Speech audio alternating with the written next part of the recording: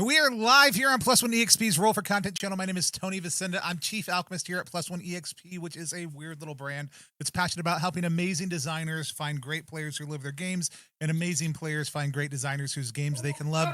We do that in a lot of different ways, but the most fun way is sitting down with those designers to play those games with crews of amazing folks. And that's exactly what we are doing tonight with PICARO. I know a lot of y'all are familiar with PICARO, even though it gets excluded from a lot of the history books about gameplay. I am just hosting this stream, so I'm pretty quickly going to kick things over to our crew to introduce themselves. I'll probably audibly help work through that and make sure safety gets started, and then I will gently fade in the background, never to be seen again until we need me for some reason. But let's kick things over to our intrepid crew. Wythe, let's start with you. Just to tell people a little about who you are, what you do, and about the game we're going to be playing tonight, since you are one of the creators.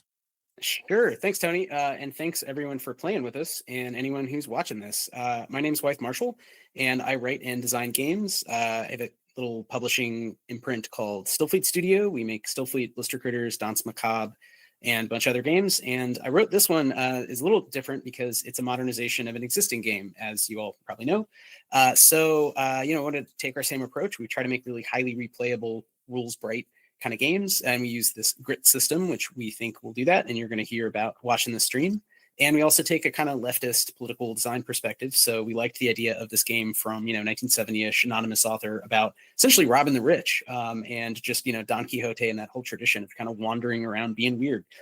So felt like a classic that could use a little punch up, and really delighted to work with Plus One on a zine version that's dropping at PAX next week. Woo. Awesome. Let's go around and meet our players, and hope I didn't scramble up everybody's position. No, just two people. That's the horrible part about Meet, when it accidentally opens up something in the same window. I'll get that fixed in just 1 second. But Jen, since you're in the right spot and you were the first one to log on, let's click over to you. Tell people a little about who you are, what you do, and if you want to be found online, where people can find you. Oh, yes. Hello, everybody. I'm Jen Della Vega. I voice Vivian Lakewood on the Shadowrun podcast Fun City, and Mercus on Float City, which was a Stillfleet game.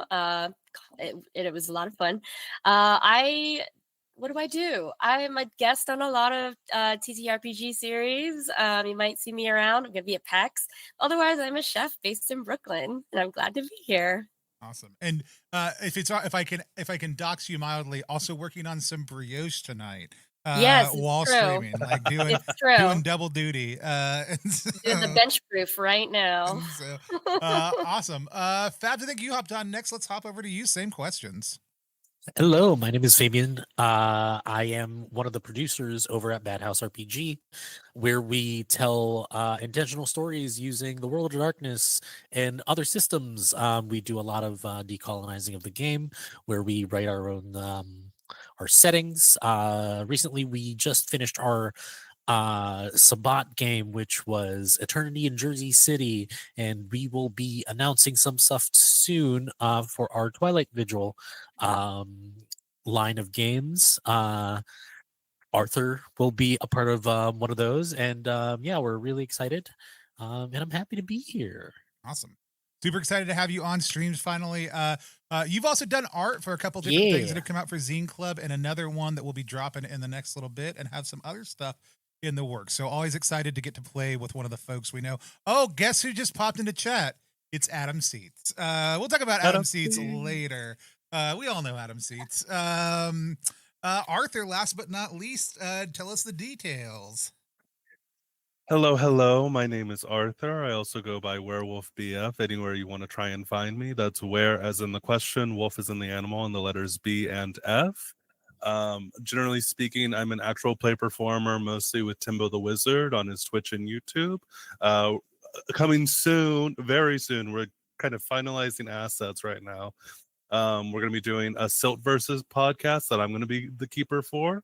You can also find my game being sold with Plus One EXP. It is the Dying of the Light. It's a sort of melancholic custodianship of the night. It's got a lot of things going on, but it's very fun. It's a lovely night to spend with your friends. I definitely recommend checking it out. Awesome. Looks like we need to produce a zine with Jen, get everybody caught up, and on equal footing. But super excited to have y'all here tonight. As the host, one last thing I just want to make sure as we hand things off is that everybody knows the safety tools here that we use on the channel. Those are, unless the system dictates otherwise, those are typically lines, veils, the X card, the O card, and the open door policy. Lines are things that may happen in the world of the game, but they don't happen in our play of it. They are off limits. They are things that we would be uncomfortable with if they came up. We always have a strong line against sexual violence and sexual coercion here on stream. Typically against transphobia, homophobia, and any other isms that might pop up also too. Veils are things that might happen in play, but they're handled gently or only approached within a certain capacity. So those are things that we are okay coming in play, but we don't necessarily want to dwell on. And then the X card is the ability to pause the game at any point in time to identify something that's bothering you, is confusing, that we may need to use to update our lines and veils. Does anybody have any additional lines or veils they want to name? I think tooth stuff was on our lines. Do we have any other lines or veils we want to name though? Cool. We're good. Remember, you can always use the X card at any point in time, and then the O card is just like holding up your hands or saying "oh yeah" or whatever it is, just to lean in and be like, "Whatever's happening right now, I'm into it, and we should do more of it." And then the open door policy means that we're all real people with real things going on in the world around us. If you need to get up and talk to somebody off screen real quick, pause, turn off your camera for a moment, go need some bread, anything like that. We want you to take care of yourself as a player here on the Plus One stream. And we want anybody who's out there watching to take care of themselves also too. So with all that said, unless anybody has any questions, I'm going to hand things over to Wythe to take us into the game. We also had a really great conversation beforehand, Wythe. So if you want to give people some kind of just awareness of the setting we're going to be playing in, then in Fabs, maybe if you want to kind of kick in some of your comments on some of those thoughts. I think there's a great things that we talked about beforehand that I'd love for people to be able to hear, because I think it was a great conversation about setting and tone. So Wythe, why don't you give us any kind of things people need to know about the setting or any caution warnings, and then you and Fabs can kind of have a little bit more of the conversation that we were talking about right before we went live. Yeah, for sure. And I think this will be great when we really kick it over to you to introduce your characters. And I think we'll learn a little more about who, the tone and the sort of reality through like who are our protagonists.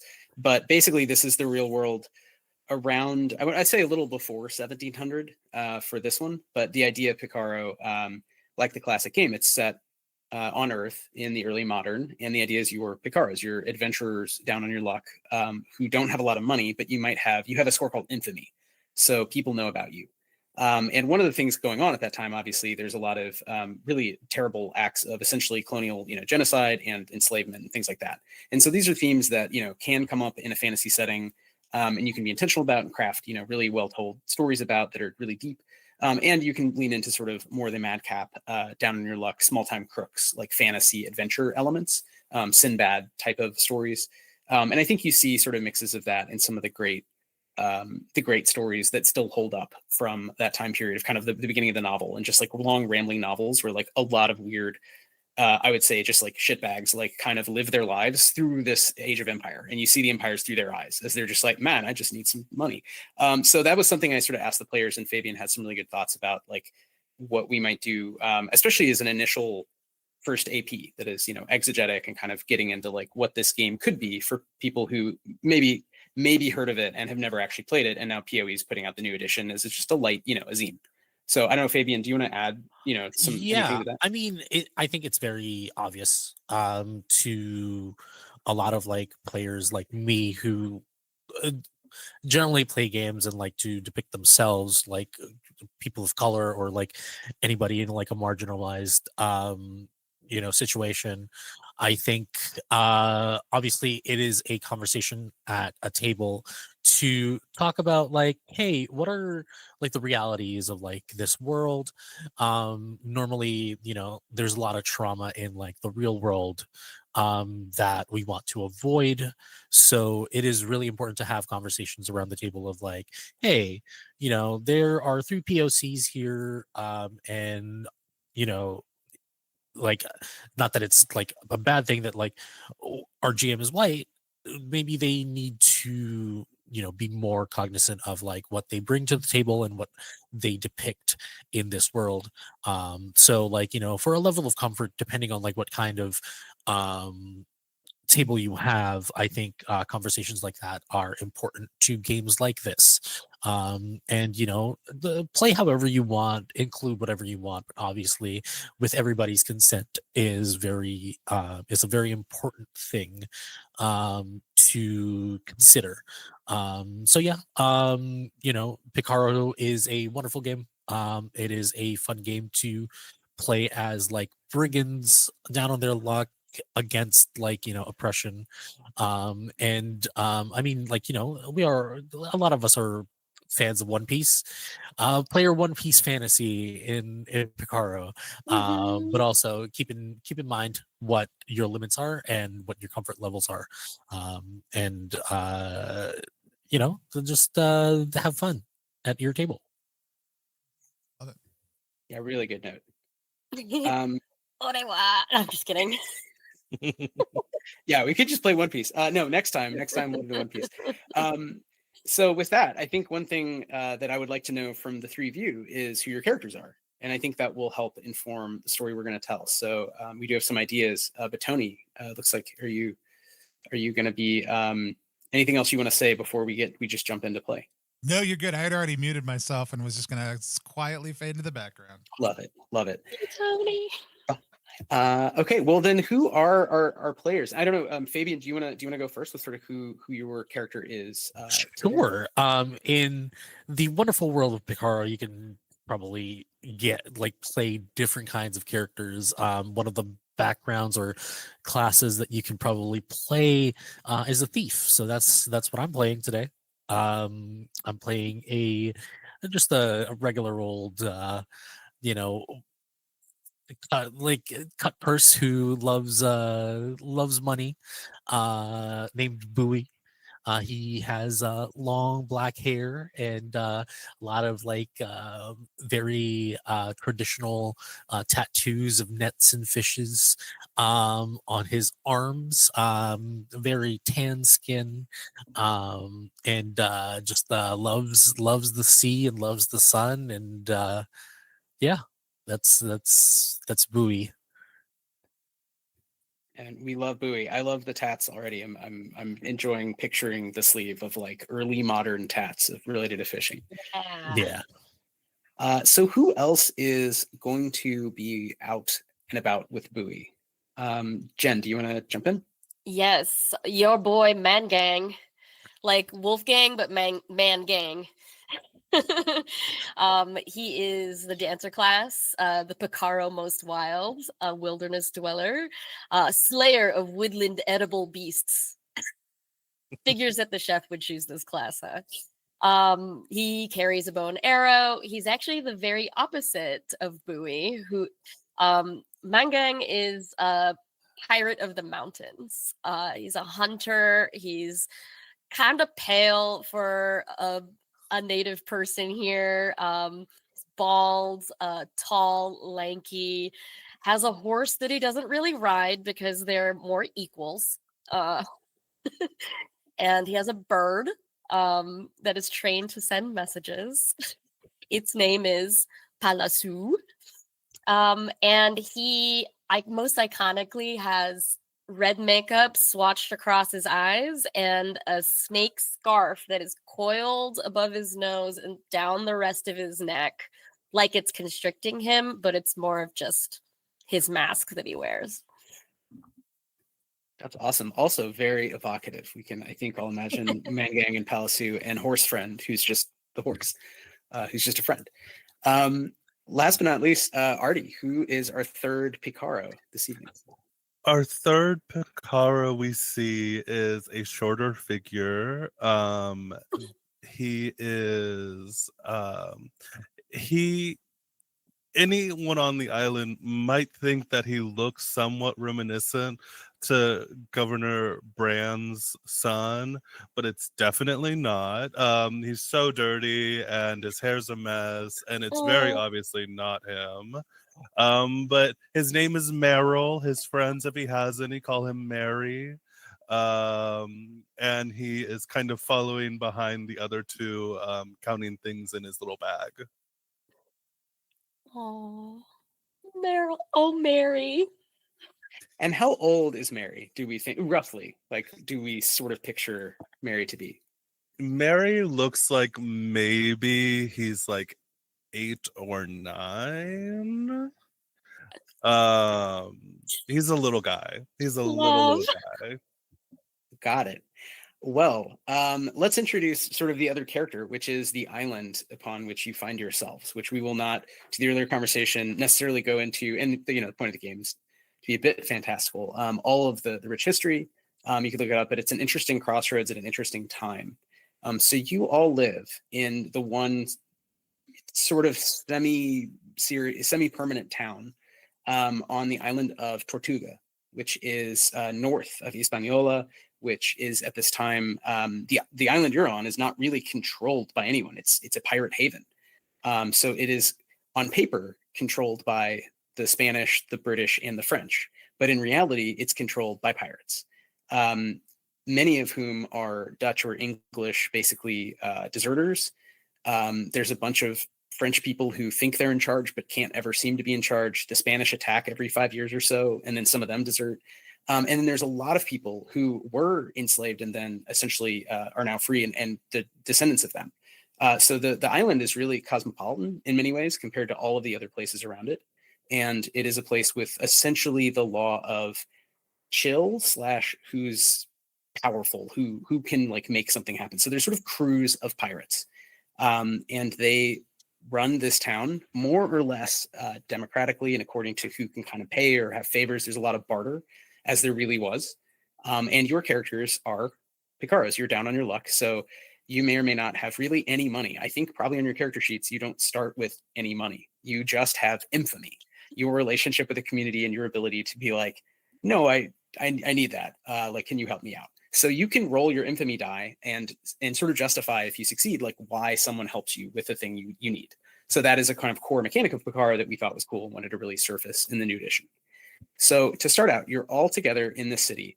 And I would like it if everyone could say a little about a spooky dream that you had, an omen that you felt, maybe something a little magical, maybe something a little portentous of some of the weird things that are going to happen over the arc of your next picaresque adventure. I don't know if anything jumps to mind. First thought, best thought. Could be an animal, a plant, just a moment in time.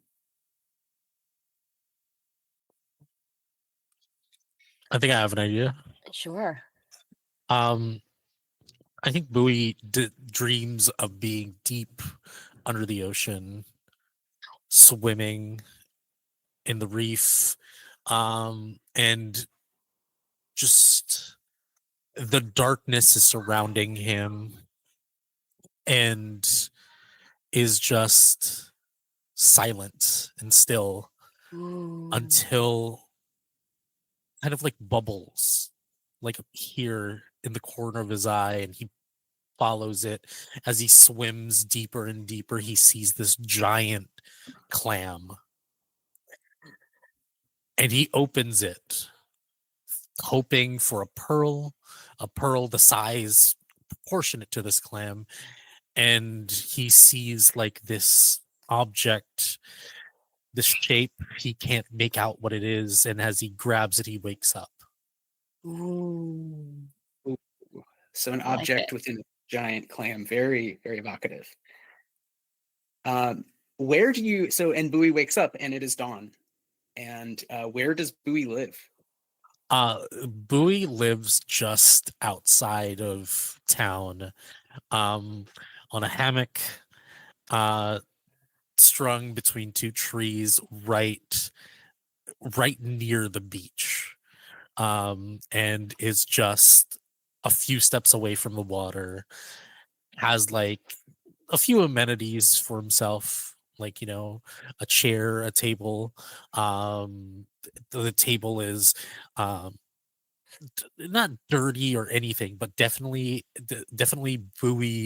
Bowie's like diet of a lot of fish is evident, as like that he uses it to just clean his catches, and like as clean as he can make it. Obviously some of the trimmings and um inedible parts of the fish remain, or at least stain it. um but yeah, that's where he just wakes up on a hammock, uh being greeted by the sunrise to his I guess his right side, as he likes to face the south whenever he no, the north whenever he sleeps. Excellent. You awaken and something will happen. Where is Mary at this time? Awakening at dawn on the same day. Mary lives closer to the docks. I think there's like, let's say like there's a sewer outlet, the kind of thing where he's been able to like find a little path that branches off and has like staked claim there. So it's like outside of the elements, but it is still not a terribly nice place. But uh he has a little setup in there, just like a little, honestly, fully just a nest for this little child.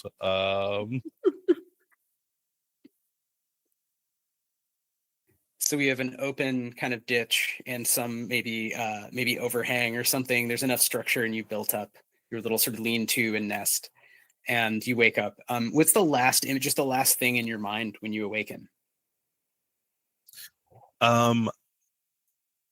He had this dream where he's kind of running down the streets of Port Royal and sees out over the horizon the green flash. And like that's the last thing he sees right before he wakes up, is that green light is kind of everywhere. Well, just like a color. I like that. Excellent. You also notice something upon awakening. But first, Mangang, Oh yeah. where are you? Mangang wakes up with a start in a cave. He has a secret cave thicket up in the mountains, the northernmost inconvenient tip of the mountains, where it's colder, it's rocky, you can't grow anything there.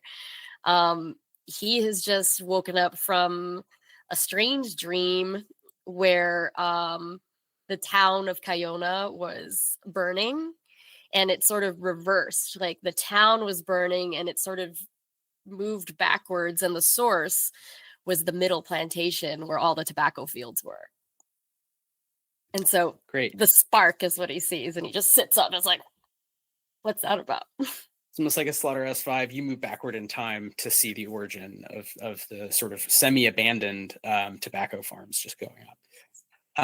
That's great. You all awaken, and you can tell me, you all notice something, which is a screech, a very loud screech. It sounds like a seagull, but something about it catches your attention, and it seems a little odd and different than usual. I would go so far as to say, Mangang, you would know that this is not a normal seagull at all. It's not, because he hunts a lot of birds and owns birds. And so he's like, that's not that's not a northern thrush. That's not a Ridgway's hawk, which is what he has. And he peers out of his cave to look. The hawk is off. The hawk is going after this thing. Down at the docks, Bowie, you awaken to the screech, and it's much closer and louder. And you see, maybe out of the corner of your eyes, you're getting up from your bed, something large dive into your pile of fish bits and sort of take off. And there's fish bits trailing, but it's taken in one bite, like an enormous amount, like, just like this much, just fish bones and crap and crud. Mary, you hear it from a different sort of angle because it's approaching you. Something is kind of in a muffled way now, like it's choking, approaching your little lean-to by the very, sort of by the waters where the sort of canal drags the waste down from the town. There's only a couple big streets, so everything just sort of drains down past you. And this thing sounds something loud is about to hit your home. I think Mary picks up a plank and immediately is ready to smack this thing out of the sky as soon as it gets close. Hell yeah. Excellent. Do you want to give me our first roll? Do you want to give me a movement check to just like carefully, like not get hurt by what is basically a thing falling at you, a giant bird falling at you from the sky as it chokes? Cool. And I'm trying to beat 6 on this, right? You're trying to get a 6 or better, or else you might suffer a wound or more. And in this game, wounds are pretty precious. Oh. Oh wait, that's a 9. I was gonna say that's good, it's a 6, but it's actually a 9, so it's better. Excellent. So you can like parkour up. I mean, you're 8. You're nimble. And this thing just trashes some of your belongings, maybe not all of them, but knocks some stuff over, and is sort of in the ditch, in the sewer down. And it's sort of half buried, and it's very odd. You can see wings. You can hear kind of the hacking of a bird vomiting up fish bones, but it is huge. It's easily 7 feet wide. And as you kind of are looking, you see that its back half is not bird-like at all, but sort of pantherine. And this is not a bird, period. It has the front half of a giant seagull and the back half of like a puma. And this thing is really fighting for its life with 50 pounds of fish bones sort of in its somewhere between its face and its belly. The Mangang's bird is tearing down from the mountains toward this thing. And Bowie, I don't know if you care, but you can easily follow this. Like, where it went based on the direction, for sure. Yeah. I grab like a harpoon spear, wrap the rope around my waist, and start running. Ooh. Excellent. So you're arriving. Meanwhile, just Mary, you have a moment. Like, do you help this thing hurt it? Just back off slowly. Yeah, I think Mary, I'm gonna use one of my first secondary class powers. I'm gonna burn 2 grit as I'm approaching this thing to try and calm it. Just say, hey, please. Excellent. Don't destroy my house. It thrashes around, but sort of sees you and in his choke. Seagull noise, subtitle. And it finally sort of takes a big gulp, and it looks harmed, but not, it's not dead. And it is thrashing around, sort of righting itself, shaking off just, gross water, and sort of appraising you. If you're using the power, you're using tame, or sorry, which power is this? Yeah. Yes, tame. Excellent.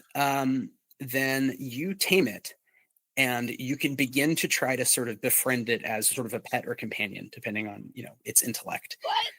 But it is tame for now. It is not attacking you if you're not attacking it. So it just regards you. It's sort of a predator. I mean, it's a seagull in its mind, right? It's just it's a 7 foot long seagull. Eventually, pretty soon, Bowie would arrive. Jen, is Mangang kind of running down toward town, following your Palasu? Yeah, Mangang is following Palasu in the sky, jogging alongside his horse, who is named Pana. So Pana and Palasu, yeah. Excellent. Horse and runner. You're like racing your horse. I feel like you lose a lot, but that's cool. You make it to town. You all make it to the same area. I think at this point, I'm just going to turn it over to y'all. Do you know each other? A. And B, this being, we'll call it a griffin for ease of, it's a seagull griffin. It does have, it is harmed, and it you can sort of see as it turns around, it's been shot. It has a bullet wound in its back right leg, and it's kind of limping a little. It seems like it tumbled, not at random. So let me know if anyone, talk, and also if you want to make checks or use powers. It's just kind of nursing its wounds. Yeah. Does it help if I have common herbal remedies? Do you want to try to heal? I do. Sure. Love. I'm gonna, like I'm approaching a velociraptor, got the hands out, just slowly tiptoeing, bowing my head. I'm around wildlife all the time, so seeing if it trusts me and wants to let me near it. And I'm just holding the herbal remedy like it's in a little sachet, and I'm just like, hands slowly. Jen, why don't you make a charm check to essentially tame this animal without using a power here. You're just sort of, hey, I'm chill. Yeah, I'm so chill, y'all, because I got a 8. Excellent. I was going to give you some help there anyway, because Mary has already, befriended this. So the animal does not feel particularly threatened in this moment and allows you to treat its wound. If you want, you could roll reason to see if you can kind of tell anything about the nature of the wound. I mean, it's clearly looks like a bullet hole. Definitely. That's a 4. It's somebody shot it. I mean, I don't know Yeah. really what you could have told from. It's not like CSI, right? You're just like, I don't know. It's a bullet. Do you all know each other? Oh, I definitely know Bowie. I trade furs and things for fish. Things I cannot get in the mountains. I feel like I also know Bowie. Bowie might be the cornerstone of this trio. Yeah. I'm pretty sure that like I know both because of the trade, and I think because being neighbors by the shore, me and Mary definitely have crossed paths before. And yeah, I think when Bowie gets there, Bowie is just angry because like those fish bones, fish guts, basically is bait for other fish. So it's Quite a like, catch today, huh?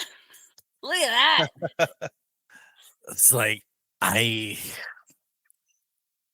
was gonna be mad, but this looks exotic. This looks delicious. I don't care if you Delicious. eat it, just don't break my house. No. It's worth nothing to no one if it's injured, though. I mean, just get the rib meat. The rib meat should be enough. Like, You ever had meat from a cow that was happy? I don't know what a cow is. You know, that thing that pulls the plow the field sometimes. Yeah, I don't really go inland mostly, but This yeah. this thing is looking out at back over its shoulder. Suddenly, it's a little alarmed. Yeah, like It's I've looking out to the water. I've had spooked tuna before. Yeah, the meat gets pretty tough. I get it. Yeah, you know what I'm talking about. But I look out to the water. Do we see anything approaching? Yeah, roll will. Everyone can roll will if you're looking around, sort of following the train of vision of the injured griffin. Got a 3. 3. Terrible rolls. You just see waves. You're looking out at the canal that separates Tortuga from Hispaniola, and it's big. I mean, it's quite wide, and you just see the waves that would normally be happening at this time. It's a clear day, so there's not a ton of activity beyond. Maybe you see a couple fishing boats. But yeah, this thing is staring now at a sort of spot on the horizon, in the water. And it's starting to back up and sort of looking at the sky, looking at itself. Its wings are wet. It's still injured. It's not afraid of you all, but it seems to be making that sort of animal decision tree. You can sort of see its thinking in this moment. You see, if we take care of it and then try to sell it, maybe I think we could make a ton of money. True. Where did it come from, though? I don't know. Do you ever ask when gold is dropped onto your lap? I mean, yes. Well, I don't, but also if the gold looks like a fish and whatever that is and points over to its hind legs, I start to ask questions. Yeah. Sure. But I think we could make a pretty penny. True. Excuse me. I look at the wound and clearly a gunshot. Is there? I've seen skirmishes before. I would assume between pirates and like I was about to call them the Marines. And like, can I differentiate what pirate firearms would do to whatever the authority is. Yeah, maybe roll reason or will, whatever's higher, as you just give it this thing a So real close reason. inspection. And Yeah. Rolled 3. I mean, the more you look, the more it's just, it's a standard, it's not an atypical size for a bullet. There's all kinds of bullets and they all look kind of the same. Yeah. But you definitely notice that it's following its body language. It's worried about something coming from the water. When you do look, there do seem to be sort of more bubbles than usual. It's almost like there'd be a school of fish out there coming closer. But you're thinking maybe it's not a school of fish. Huh. And then you see something cresting the water, and it looks like sort of a waterlogged flag. And it looks like a small boat that is completely underwater is now coming up, breaking as the waves are still lapping over it. And at that, the animal, the griffin, begins to back up, and it looks like it's going to try to, at least for now, run and then maybe fly away when it can. But it's leaving. It's going the other direction. I whistle to my bird. Palasu, guide it home. Like, where do you want the bird to take the griffin? To my cave. Great. I don't think you need a check for that, but I think you might have invited a wounded animal covered in shit water to go live in your house. So that happens. It's well hidden in the mountains. Absolutely. It's running through town, and it's fast enough and it's early enough. It's the crack of dawn. So there are some people sleeping off the night before. A lot of people are out at any given time. This is not a very well populated area, and many people live sort of on ships or in encampments, kind of hidden, because they are literally professional buccaneers for different powers. It's like, I don't know, it's like, you can go metaphors about like gangs and armies today and stuff, but they're not like necessarily good or bad as much as they're just sort of living on their own with guns. So this town is not like a real large town. So it just speeds past a couple people washing laundry, a couple people getting up feeding animals. They all look, they're like, what the, we see that over and over again as it runs up toward Mengang's home. Meanwhile, this underwater small military looking ship, I should say, rises out of the water. And you see that it has very long wooden and iron legs. And it is walking not terribly quickly, but steadily, like a horse trotting through the shallows onto the beach directly toward you. And the flag that it bears is essentially complicated graphic design that does not match any flag you have seen. It looks like a horse with like a gem shape with maybe it's just like some exclamation points and stars. Whoa. Just like a lot of adornment on there. Yeah, Mangang is gonna walk to the edge of the port and just I don't know, whatever whatever wall is right there against the water. And he just goes, bonjour, hola, and just waving his dirty ass hat. Bonjour, hablas español or français or...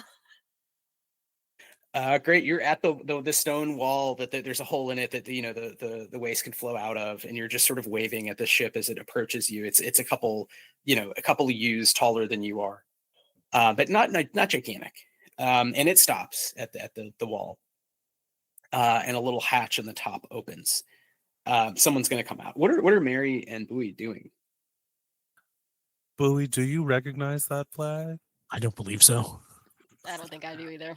I see that many symbols, and that tells me that we shouldn't be here. I see the quality of the craft, and I see there's money. Yeah, around. That's what Mangang thinks too. Okay, I believe you. Okay. And Mary's just gonna kind of scurry out from the ditch, I guess. So you all are just three dirty people crawling out of a ditch. Yeah. Yeah. I might do something different. I'm gonna use a secondary power, which is vanish. Ooh. And I'm going to approach, kind of like circle around, go into the water, and kind of like see if there's a way that I can get on the craft Wow. from behind. Excellent. So you're an expert swimmer. So you're like vanished in the water, swimming kind of spy style, classic, like underneath this ship that is kind of standing half in, half out of the water at the seawall. Do you want to give me, I guess, probably a will check to just get a lay of the land with like what is, what do I sort of sense as I'm swimming around? That's a 1. Oh. Oh no. Would you rather just normal fail and you lose your vanish, or do you want to learn something useful but maybe take some wounds here, Fabian? So when I take wounds, so on my thing it says wounds 8. I subtract from that, correct? Yes. And then when it yes. goes to 0, I'm just dead. You're just you get to there is a kind of death save mechanic here where Okay. you roll infamy. There's like 3 rounds of it. Yeah. Yeah, you can be sort of a protagonist who's just like, nope, not yet. I mean, what kind of player would I be if I didn't want to learn something? There we go. Let's go. All right, let me roll. Okay, it's 2 wounds. Okay. So you could 6, tell me the underside of the whole thing has some sharp bits. It has not fins, but just like barnacles and metal and yeah, it has projections. So I think even though you're an expert swimmer, this is an odd duck. It's not a normal boat. You're not going underneath a ship that you'd normally see in the harbor. This is much more like you can imagine like a Captain Nemo-esque submersible with like some sort of involute spiky bits. And you are cut either barnacle, something, some sort of ray, whatever that's natural, or on the ship, and you're bleeding a bit. But you realize something, that there is a powerful, however you would describe it. So I'd actually like to know how we would describe this, but a magical resonance. That this is something that a sort of, you would say a witch in game terms, but you can think of a wizard, an alchemist, a natural philosopher, an engineer. Someone has created using magic, and this is possible. Possibly, one of the most sort of rare, important things you've ever seen. I don't know how buoys lived up to this point, but this thing is worth a ton of money. And I'll give you some advantage on a future check to sort of learn more about the situation. But, okay. But yeah, you're in the water, bleeding a bit, but we'll say still vanished. And yeah, the hatch opens. A couple sailors pop out. They're in extravagant uniforms that again don't match anything you've seen. They're just really nice. They're almost closer to like just beautiful silks, like something comfortable, but they are tailored to be sort of vaguely uniforms.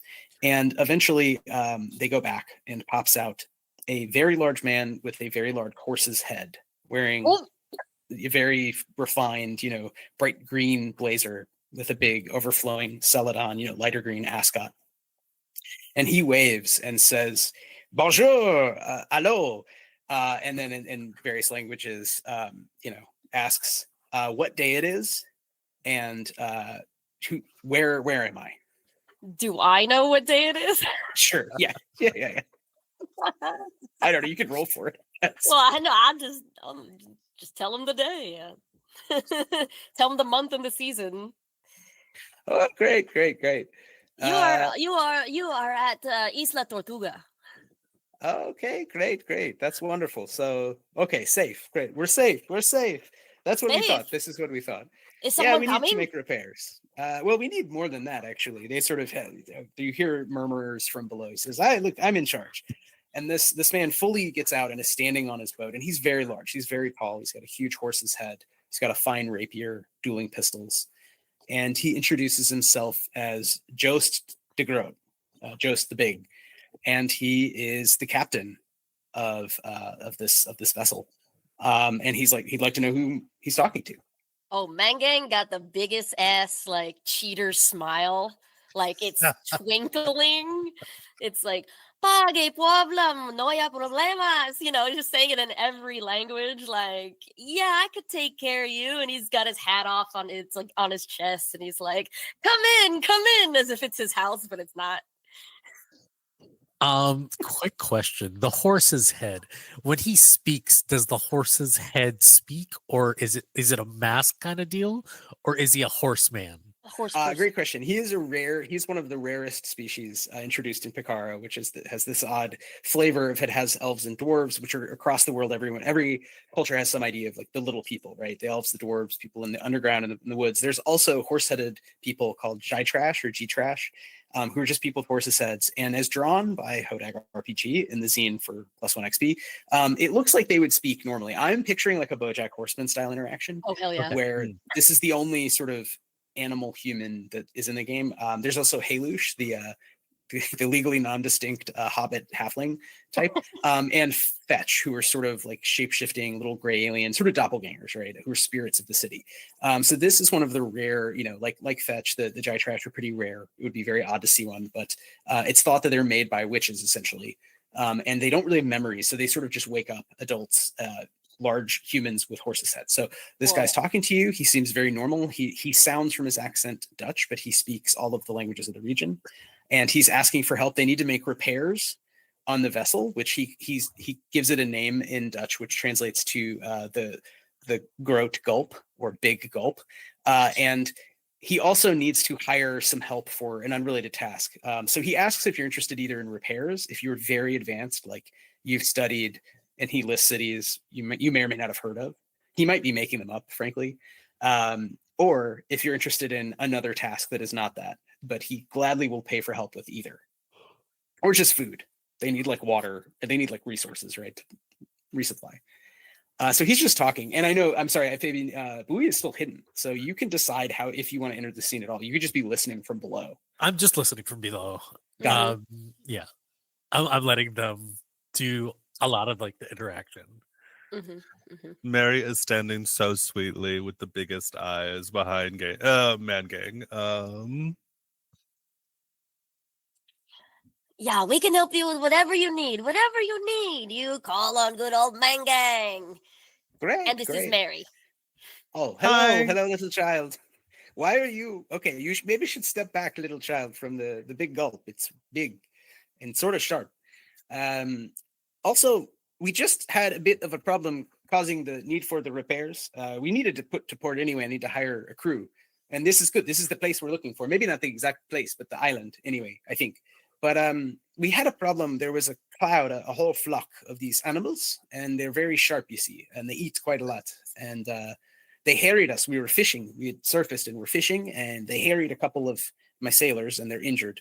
So I don't know if you've seen one, but I wouldn't go near them. They seem foul-tempered, but very beautiful animals, but very large. And he just describes the griffin, and that there was a flock. He claims in the hundreds. You get the sense this guy says a lot of things, but he claims they just fought like a tornado. He describes like a Sharknado event of these, and somehow his sailors, one of them got slashed one time, and they fought them all off. Oh, sure. We saw that big thing. I saw it fly off towards the Ringo over on the west side of the island. Oh, okay, good. So we're safe here. Yes, we're in the middle, not the west. Okay, yeah, we're good. So safe. And Mangang winks over to Mary. What's wrong with your eye? Totally lying about the direction it flew in. Yeah, totally. Right. Exactly. Well, we're gonna buy some supplies, and maybe you can help with that, Mr. Mangang. And also, we would like to find someone who's good at tracking things, finding people, and that is much more important. Actually, we can do the repairs, and we can buy fish, salted fish, anywhere. But we really need to find something very specific that was taken from us. So, if you know anyone who's has the time and the inclination, we're pretty sure it's on Tortuga. Yes, with Tortuga, this island. So it would be helpful if you know people here, or you're from here. Actually, I'm not really sure. I don't mean to presume, but he's just sort of rambling. Well, you good old Mangang knows their way around this whole island.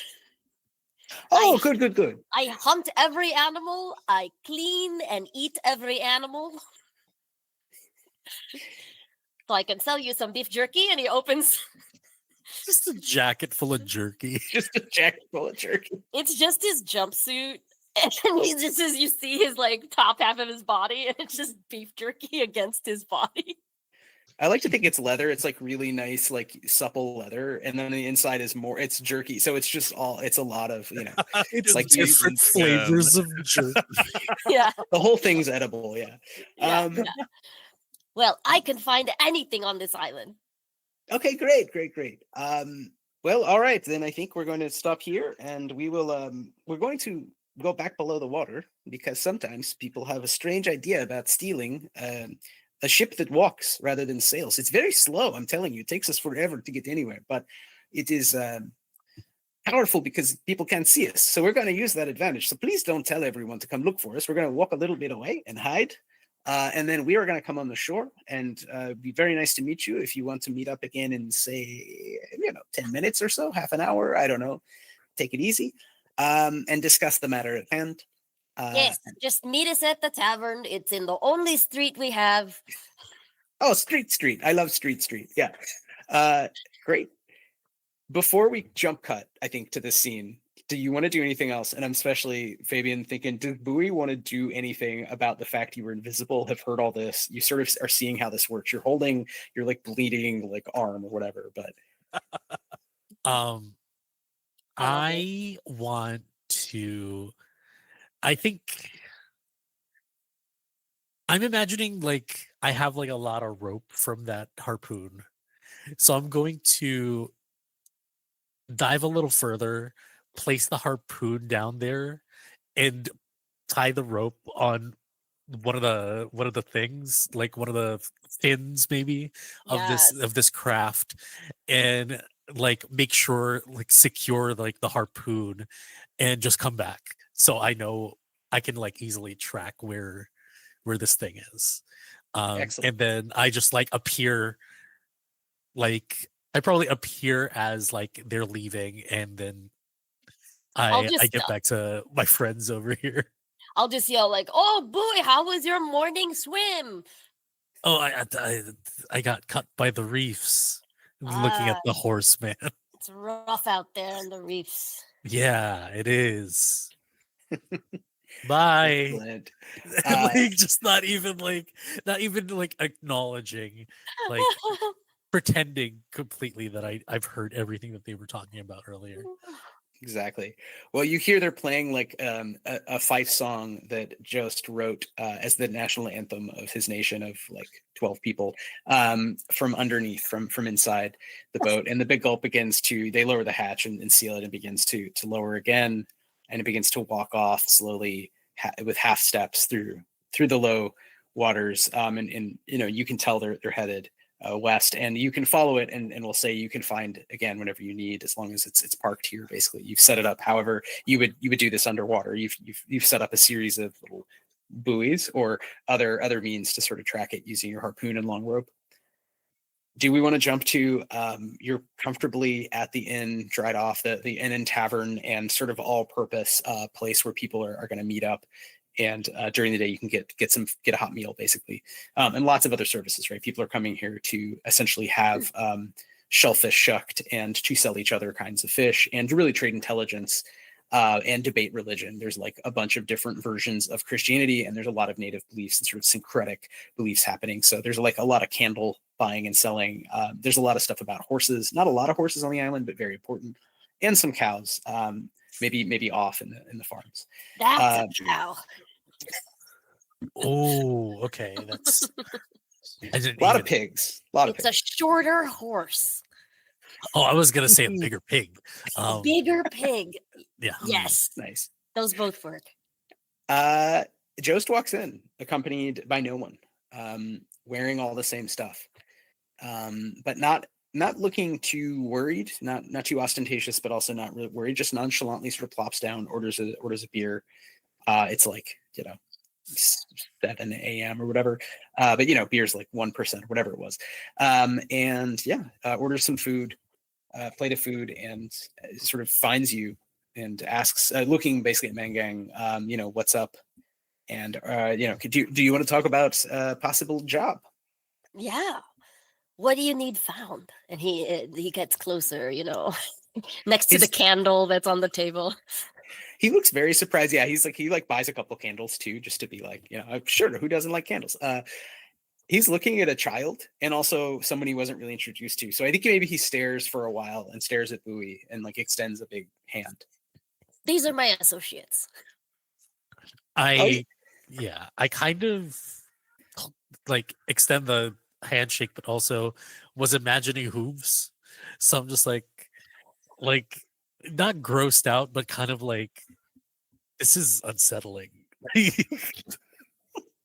You wanted more horse. Yeah. No, I Yeah. think I think they're just like huge hands. But yeah, the head is very horse-like, other than maybe the mouth is a little different. Yeah, he introduces himself, and he isn't really sure what to make of the child, offers you like some of the plate of food. Just sort of like, is that what a thing you do for children? You offer them food to eat? Go for it. I think, yeah. Mary will just start eating, and it's just Yeah. like, yeah, I'm a find talking in the middle of it. I'm a finder. I know every single pace of this island. And it's just stuffing his face. And you were born here too, just like me. Oh, great.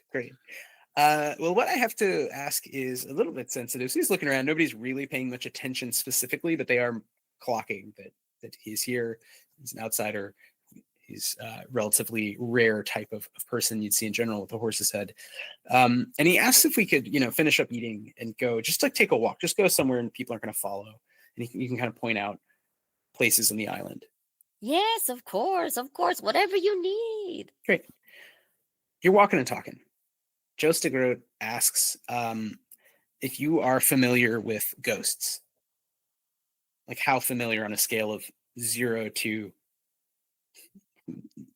100? What's a good number to choose as the end of the scale? It doesn't really matter. We have 0 to another number. Are you talking about nice ghosts, bad ghosts, friendly ghosts, family ghosts? Those are the worst. This would be just one bad one. I mean, there might actually be others around, but probably one bad ghost.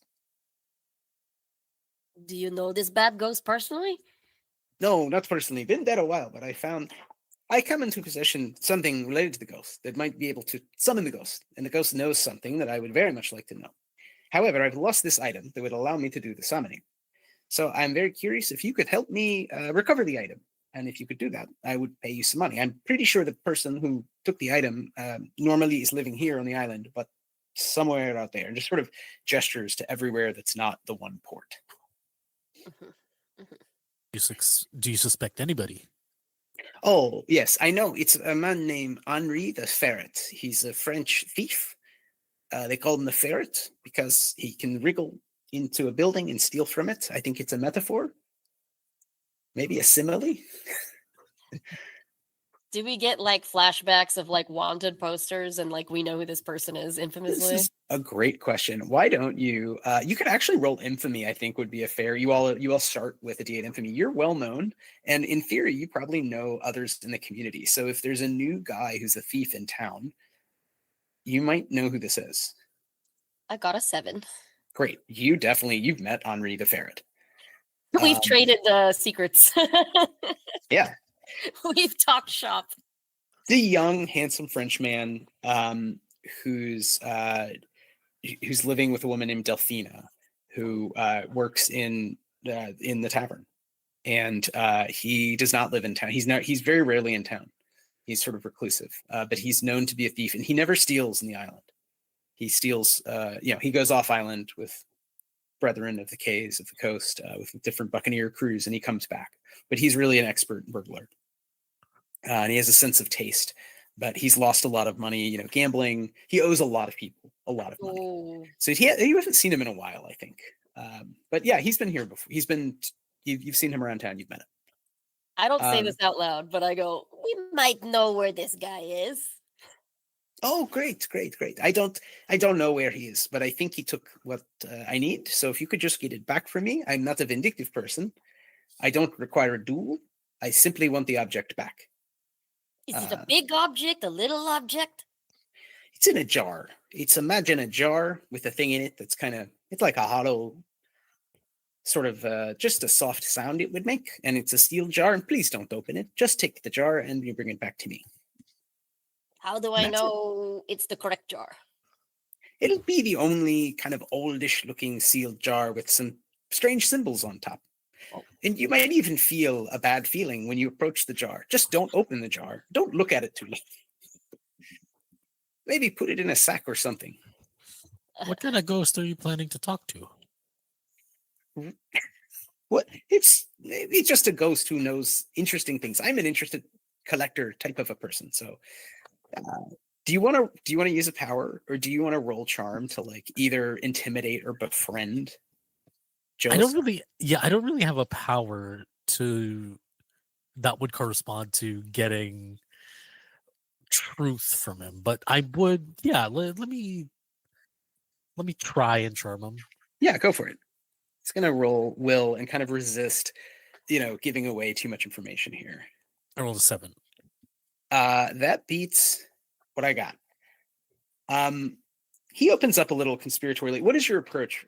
What is Bowie's approach? Is Bowie like, yeah, charming, intimidating, some other strategy, Like trading very information? relaxed, friendly, like guys at a bar kind of like attitude. It's like, so what kind of ghosts are we talking about? There's like a lot of ghosts. There's a lot of ghosts, like like a lady in white, a drowned captain, a ferryman. Like there's a lot of ghosts. What kind of ghosts are we talking about?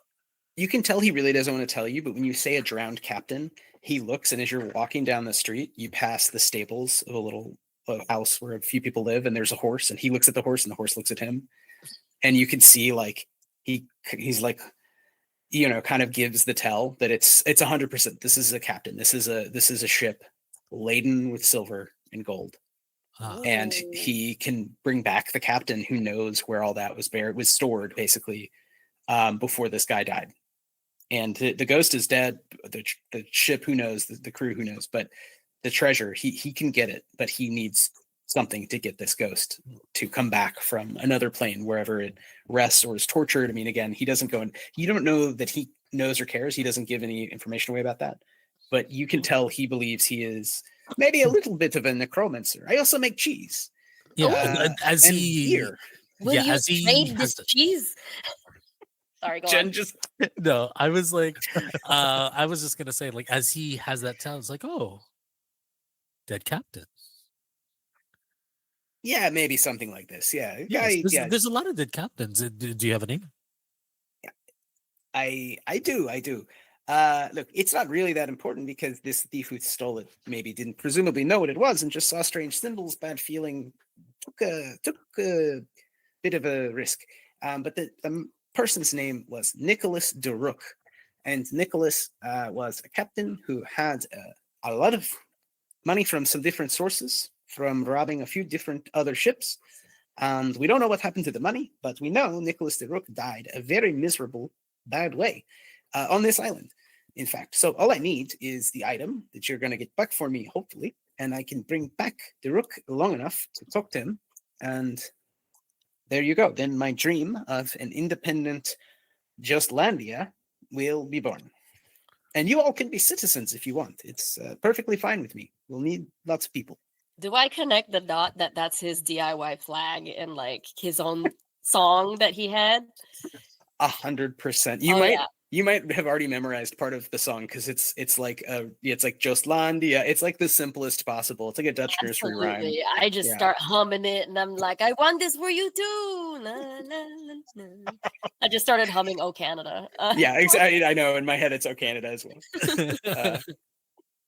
Yeah, so that's he's like, okay, there, that's kind of all I know. You know the same thing, but again, if you bring it back to me, I'll pay you just actual money directly, so you don't have to do a bunch of hard work with ghosts. It's very annoying sometimes. Ghosts, they're very tricky, finicky. It's like when you're making and he's trying to think of the right. He's like looking at Bowie. He's like looking at fish tattoos. When you're making a fishing thing to get the fishes to bite it, and you have to do it a certain way or they don't bite it. This is like ghosts. Metaphor. Okay. I look at Mary, kind of like eyebrow raised. Like, what do you think? We would be so glad to help you find your jar. It's just a jar. We can find a It's a jar. jar. Yeah, it's just a jar, any jar. Awesome. Can you tell us what's in the jar, though? He is not going to tell you what's in the jar unless you use a move or make a big ol' roll or something. He does not seem to want to give more information about the Yeah. situation. He just wants this jar back, and you know the guy already. So, or actually, I don't know if you said you might know the guy, right? So, but he's very excited. He trusts Mangang. He just like trusts that you look like competent. Dirty and competent. You had beef jerky right away. He was hungry. You immediately had beef jerky. So, but yeah, Arthur, do you think Mary has a way of kind of getting more information here, or do we want to, just go with what he's given you? Mary is so ready for the next step because he's like, I know I can find this guy, but he doesn't want to give it away too easy that it's like, oh, I think we could find this guy in the next like 2 hours, easy. And so Mary's like, well, it might be difficult, but I think we could find a jar for sure, Well, thank you, child. I appreciate your enthusiasm for adventure. Maybe a little young, but who knows? Different people grow at different rates. You might be just very capable. I'm younger than I look, actually. It's a weird thing to say. He says, if you do this, he will give the three of you to split up however you would. He can afford to give you a mark, basically a check worth about 500 pieces of silver, which is a fortune. It's a vast fortune. And that is what you need to get him this jar and not open the jar and not break the jar, not tamper with the jar, not try to summon ghosts with the jar. He explains all this sort of in legalistic detail. 500 pieces of silver insured by Justlandia. Just want to double check. Bowie is just hearing, just open the jar. Someone goes with the jar. Like the word "don't" does not register. 100%. Yeah. Mangang's already imagining a conversation with Henri, like, are we going to open the jar? We just got to get this guy out of here. We got to convince him that we're set. We're so ready to find his jar, and we're so on the same page. Yes, exactly. Excellent. Well, he's convinced. You're convinced. So he will shake on it and view that as a contract, and they're going to stay around. And some of his crew, some of the navy of Justlandia will be in town occasionally and basically be looking out for you. And whenever you want, you can just kind of find one of them and subtly let them know, like, hey, we have the jar. He has other things they have to repair, they have to resupply. He might have other tasks. He asks if you need anything else. Otherwise, like, go to it, and the money will be yours. I am good for it, clearly. When you bring me that jar. And then he sort of is whistling as much as a horse head could whistle, which I might be a number from 0 to kinda. Little upsetting. But he's whistling his own. To think about his own theme song. Sorry, Jen, if that gets toward teeth, we can veil that. It wanders off. What do you all want to do? You've just kind of taken a job here. Yeah, just yell after him, enjoy Tortuga. As that's happening, yeah. Mary turns to the group and goes, "So we're gonna open the jar, I right? open the jar. Oh, we're He's willing to drop for sure 1,500 gold pieces or silver pieces on just getting the jar. Like, we're gonna open the jar. Yeah, if he really wants that jar that badly, we need to know what's in that jar.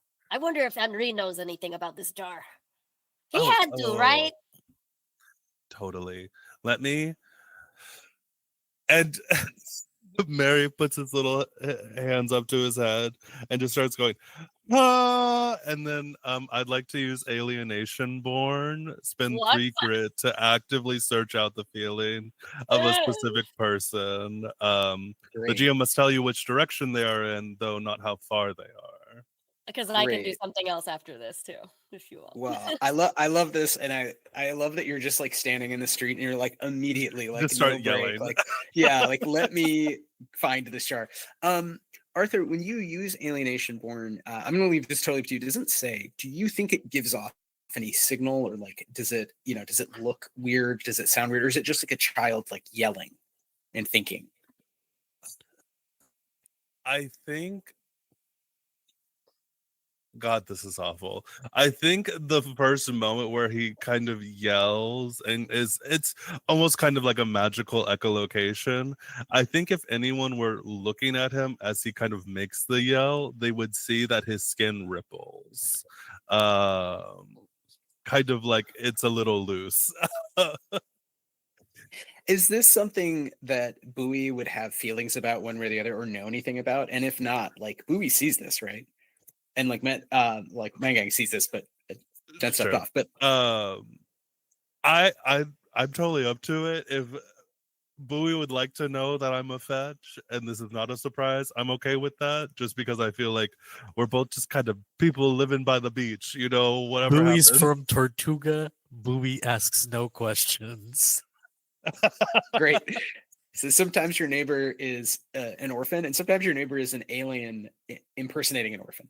So in this case, maybe the latter. Right? If I did not question a little child living on their own by the side of the beach, there is no reason for me to question this right now. Touche. Oh God, what great. happened? So when Mary does his little magical echolocation thing, that first initial shout, you would see his skin kind of ripples, maybe like it's a little loose, just for a second when that first scream happens. But I don't know if you have ever met a fetch before, but No. yeah. So you just see this weird thing happen to this little kid. Yeah, so that is like a clue, Jen, for Mangang, that like Mary is not a normal child. Let's just say that. Like, right, skin rippling, like it can kind of come off and change. Arthur, Mary feels very strongly, like you said, it's echolocation. You can sort of see this object of Henri the ferret on the island, and you can tell he's north into the lowlands that are it's mostly going to be sort of low forest cover. And he's nowhere near town, but it's also not that big of an island. So you could, go there in a couple hours. I think he's north, kind of not totally towards the North Shore, but I mean on that way. Can I also use track? Yeah, 100%. This would be a good time to use track. Yeah, you're giving us a direction, but I can be more specific because I can target Henri himself. Excellent. In this case, do we think there probably are clues in town? Do you go get those clues? And if so, do you have a thought of what that would be? Absolutely. I go right up to Delphine.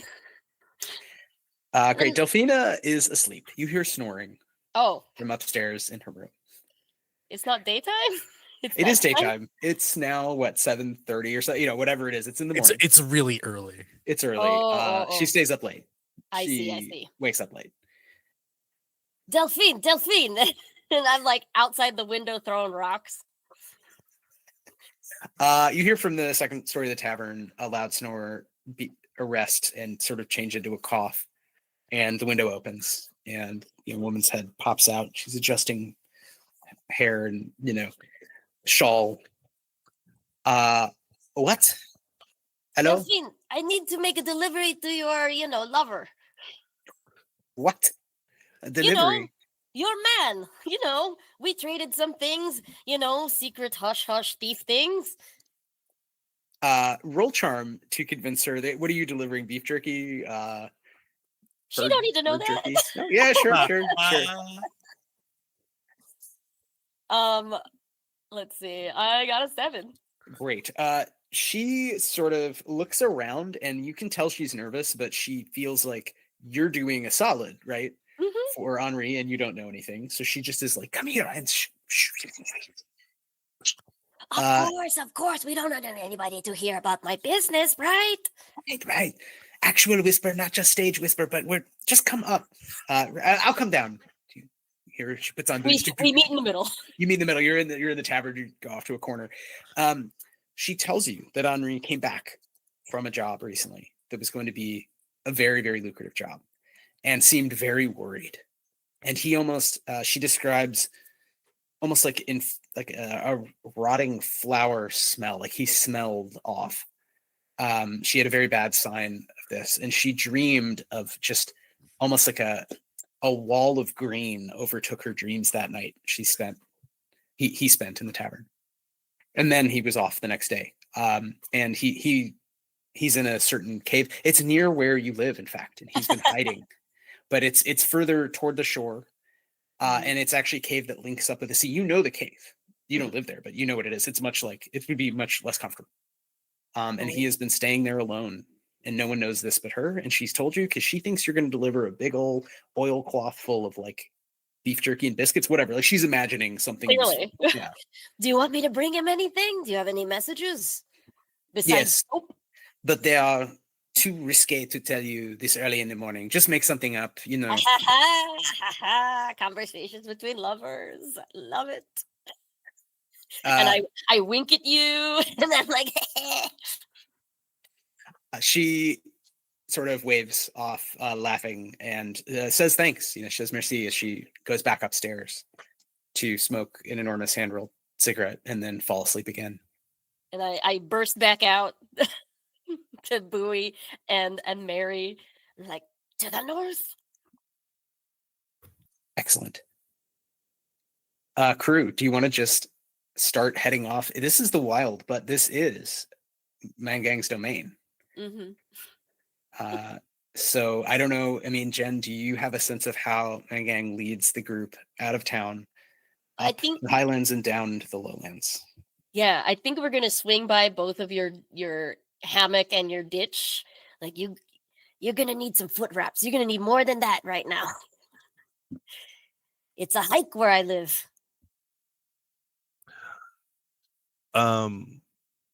Wythe, if I were to kind of grab a bunch of clothes and disguise myself, do you think I'd be able to drop my face without causing a check for the other two?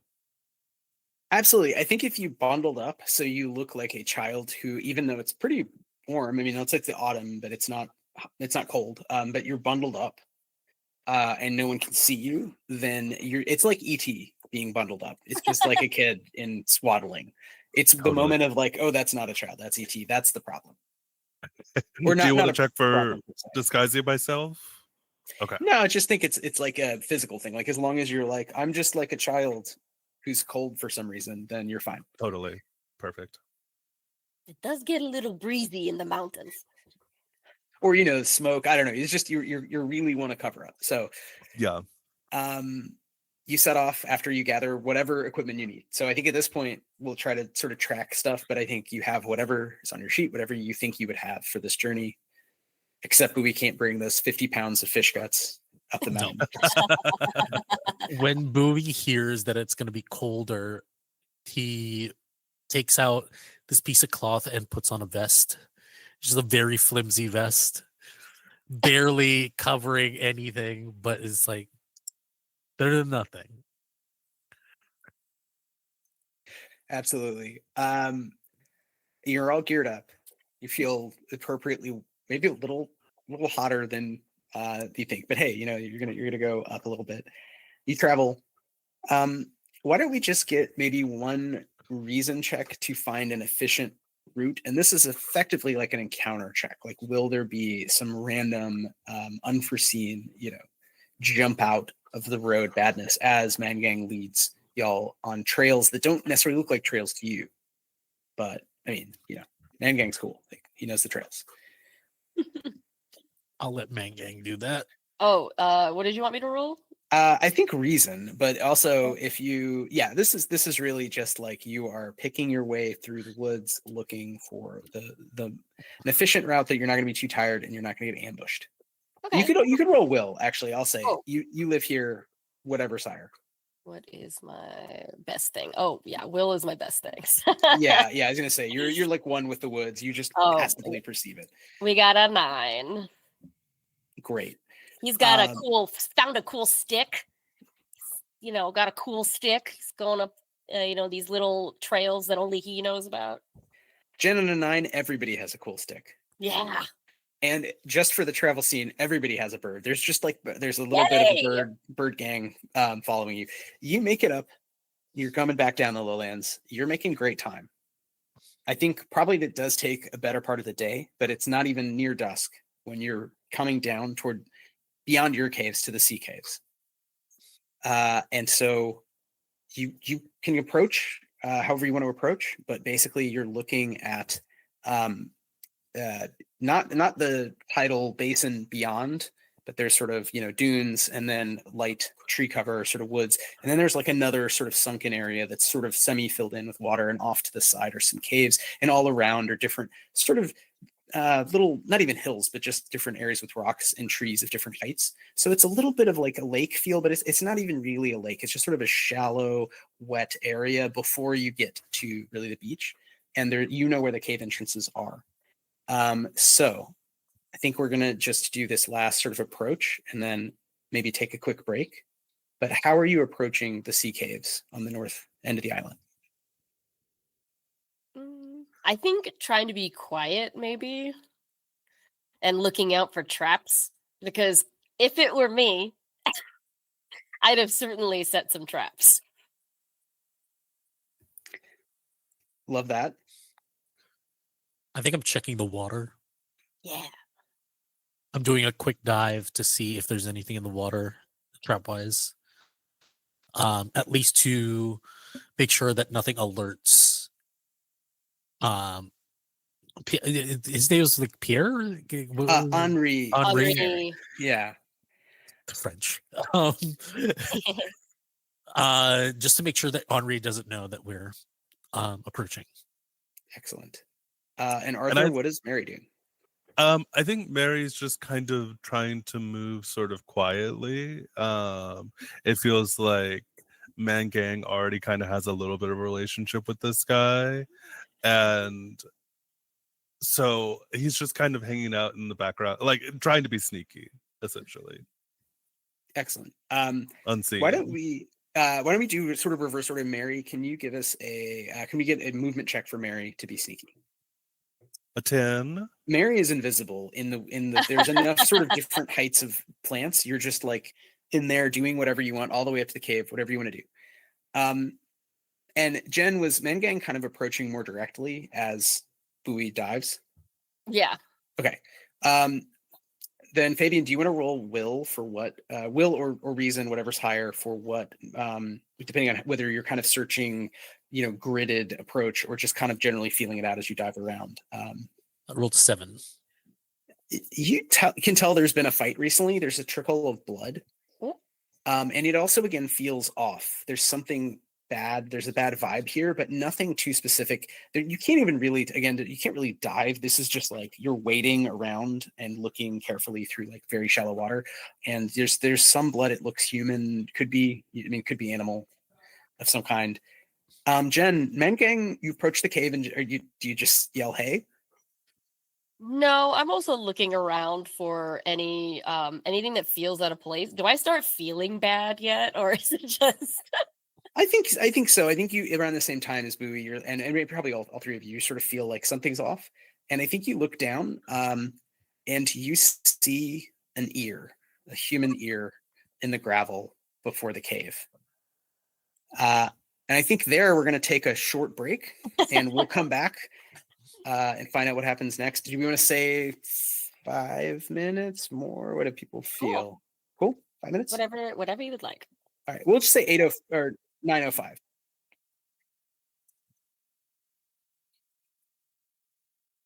All can, but they can't.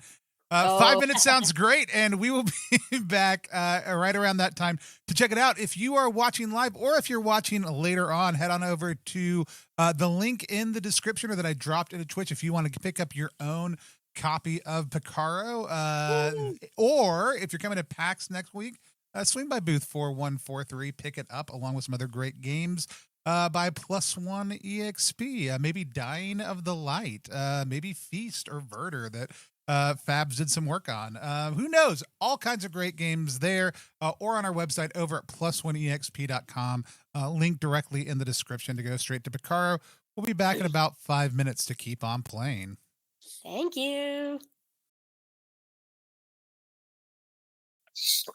And we are live again here on Plus One EXP, back from our break, hydrated and dehydrated, and we're at the right level of hydration. We've moved the levels up and down, however individuals needed to. It's all good now. The bread is in the oven. It's got a few more minutes left on it. It's rising. It's currently rising. And we're gonna dive back into play. Wythe, take it away. Sure. So back in this game of PICARO, it's mid-afternoon as you arrive at the sea cave where Henri the ferret has been hiding out for the past week or so, and you found some blood in the water, the shallows leading up to the gravel of the cave, and you found on the ground in the gravel a human ear. It's clear it was human before. It's a human ear that's been chopped off. I am gonna use my fun walking stick to pick up the ear and look at it. Good use of stick. You have the ear. I don't know if how easy this would be to do. Do you want to? You know Henri though, and you know maybe if Henri has earrings and whatnot. Yeah, I've seen him before. Definitely. You're pretty sure this is Henri's ear. It's got a little stud in there. Something bad happened in here. And I turn around and show the ear to Mary. Whoa! Child hidden in the bushes. Yeah. You just hear "whoa" come from off in the bushes. At this point, I'm like, this is not good.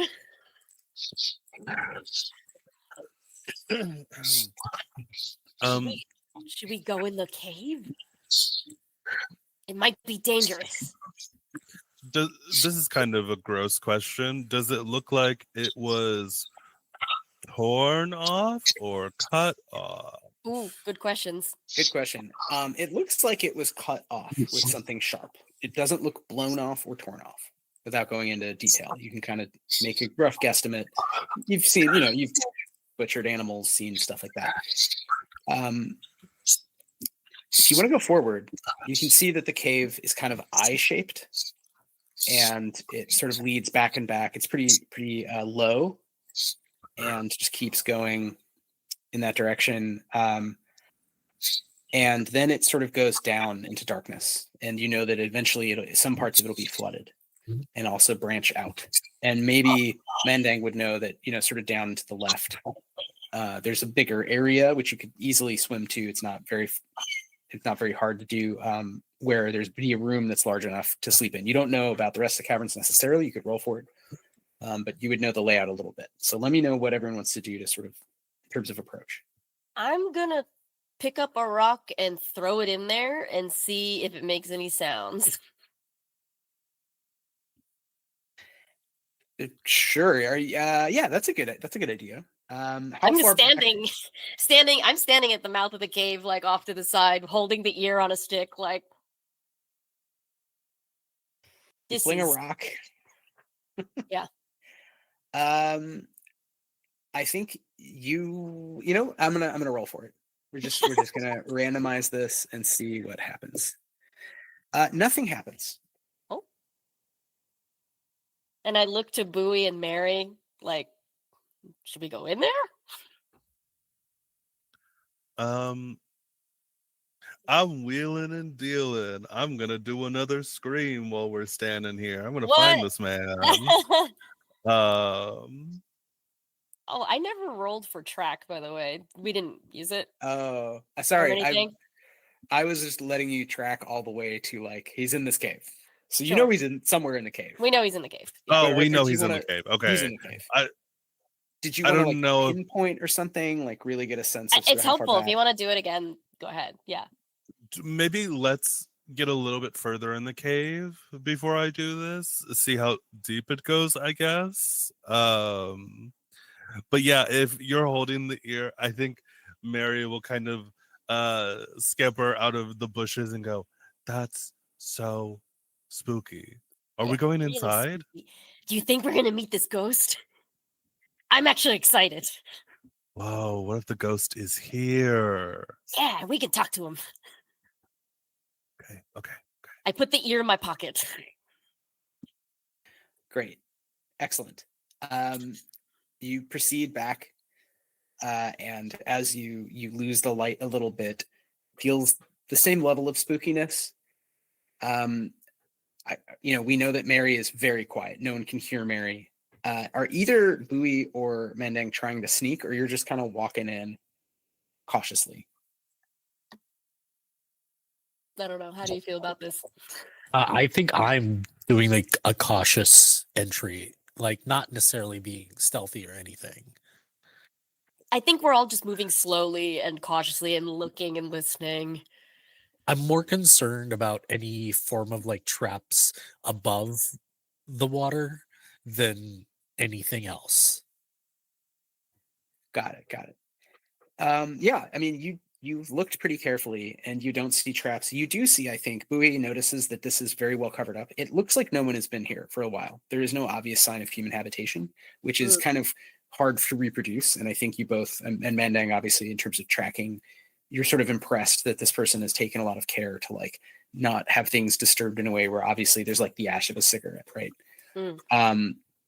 Or like, a limerick scrawled on the walls, because always writing dirty limericks. But no, none of those here. So as you walk back, there really doesn't seem to be anything out of the ordinary other than this sense of foreboding in this ear. And there is like a blood trail that leads back. So it seems like there was a scuffle outside and then the person retreated. I point to it without saying anything and just kind of follow it. You go back, you've hit the area where it's pretty far back and down, and now it is just like water. You can see into the water. Maybe you'd find some amount of swirling blood atop the water. It's still dark. You know that it goes down a little bit to the left and opens into a bigger chamber, and you don't really know beyond that.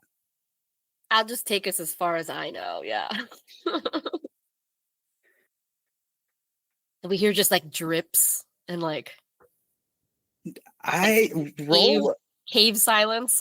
Like, is that roll what will. it is? Everyone can roll will to just stand there and just be like, what I got.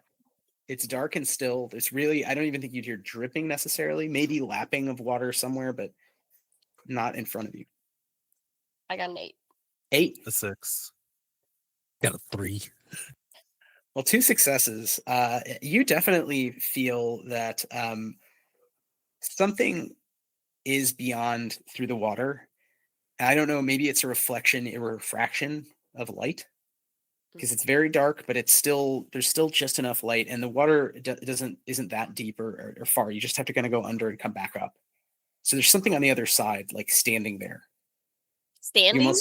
You sort of can see the refraction of like a figure on the other side of the water, just waiting. I just start muttering to myself, like, there's no problem, no hay problemas, pague problem. And I just start smiling my way, proceeding through the cave. Great. Do you want to dive under and come up in the larger cavern beyond? Yeah, I'm like, this is the only way through. And I go right in. Awesome. Everybody roll initiative, roll movement to be in initiative as you emerge on the other side. Initiative? Okay. It's I'm a 10 on these- movement. 10 is very fast. I'm a little guy. I got a 5. I got a 9. Great. Well, you're all very fast. You're all fast enough to avoid any sort of ambush here. So, Mary, you act first. You see Nengang go under, and you can wait and sort of act later, or if you want to just act now, you can. Can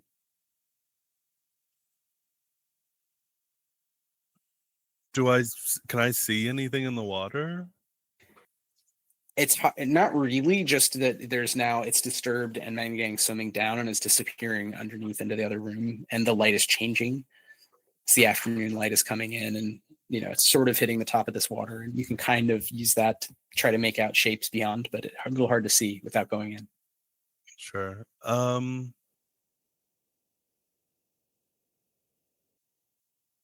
I'll go in after Big Gig. Okay, great. Slip into the water, swim under. You see Mangang's coming out, and standing at the water, not specifically looking for you all is a skeletal figure Whoop. in rotting clothes with an old-timey sword, an old saber at its side. And it's not really paying attention when Mangang emerges. But it is Bowie's initiative next.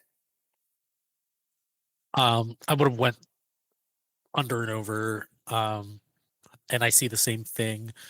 What else do we see apart from that? Yeah, you're in a large sort of bubble of air beyond. And you can see off to one side, there's further smaller tunnels that go down. One goes sort of forward and down, one goes kind of back and down, so like north and south. And the room is strewn with rocks. There's sort of these different size, smooth rocks from over the years, different water levels having eroded.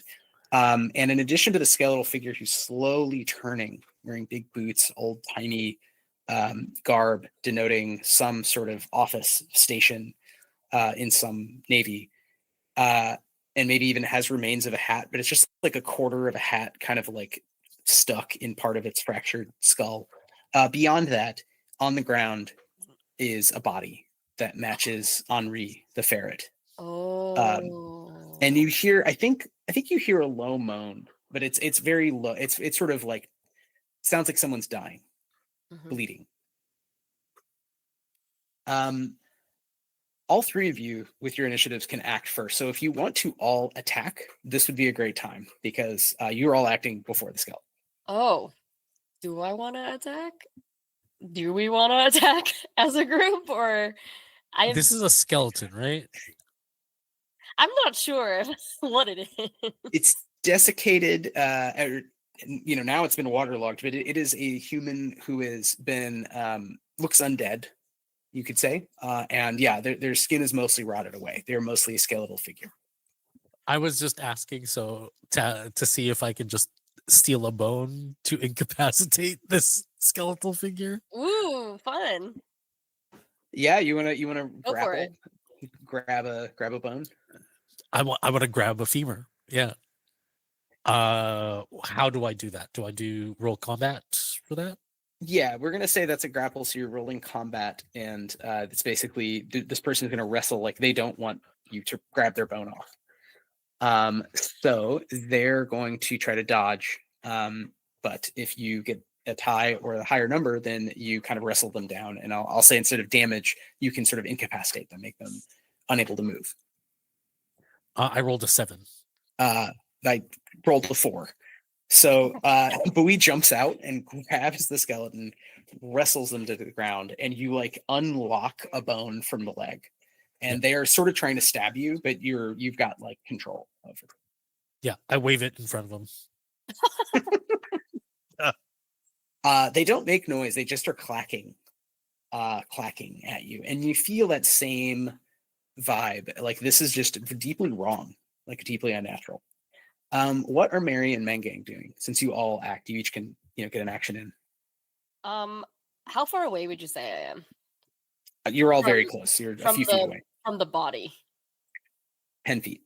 Okay, I'm just gonna quickly slip. I'm gonna burn 3 grit and slip to approach what I think is Henri. Yeah. What does it look like when you slip? So for people who don't know what slip is, I can burn a 3, 6, or 9 grit without moving. I travel a short distance. Depending, how much I burn, I can just appear when I slip.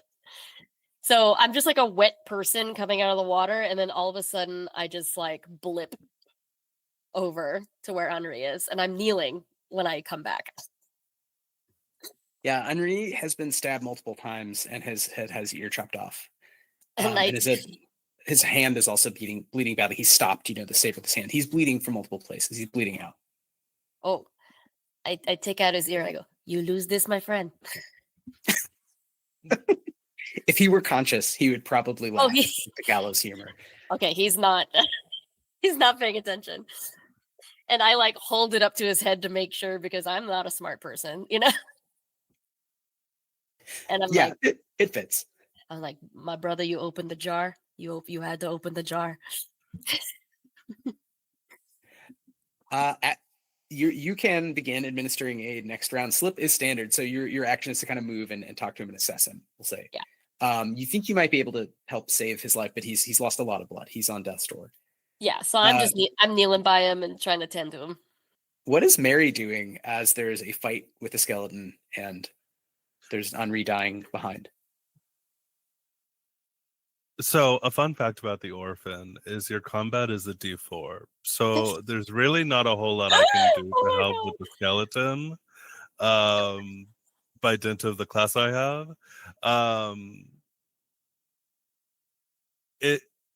Can I run over to the body and try to start? The secondary class power is called Mimic. Ooh. And I would like to mimic apply balm from the leech. Oh wow. Yeah, absolutely. Once per session, you can use a power you don't know based on something presumably you've seen, like an adult do, or in this, another person do. So you've seen the one barber in town, the one sort of doctor surgeon character who helps out people, break a leg, pull something, doing some hard labor. There's duels, there's stabbing. There's a lot of stabbing more than shooting, but there's shooting too. You jump out and you're like, I'm pretty sure I can help here.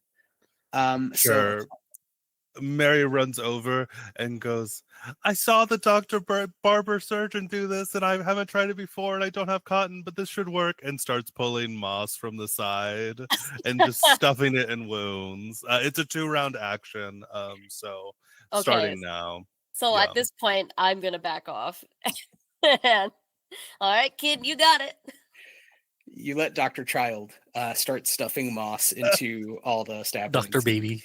Dr. Dr. Baby. That's great. Baby. You needed to restore 1 wound, and apply balm allows you to burn 4 grit. So you do need to burn 4 grit, and then they recover. Or no, you've used mimic, right? So you don't- Mimic, yeah, you don't pay the base grit cost. Great. So Henri recovers a wound over 2 rounds. So assuming he doesn't die the next round, he's back. The skeleton is going to try to throw off Bowie. So Bowie, you're going to have to resist here. Roll a 6. So you need a 7 or better if you want to keep grappling on combat, or to just jump back and be in a safe position. You could roll movement.